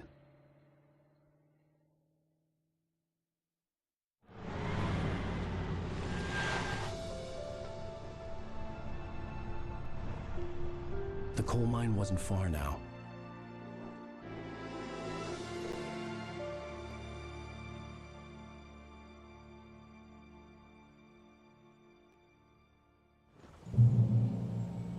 Today, I would meet the kidnapper, and he would give me Alice. I wouldn't give him any other choice. A drowning man will clutch at a straw.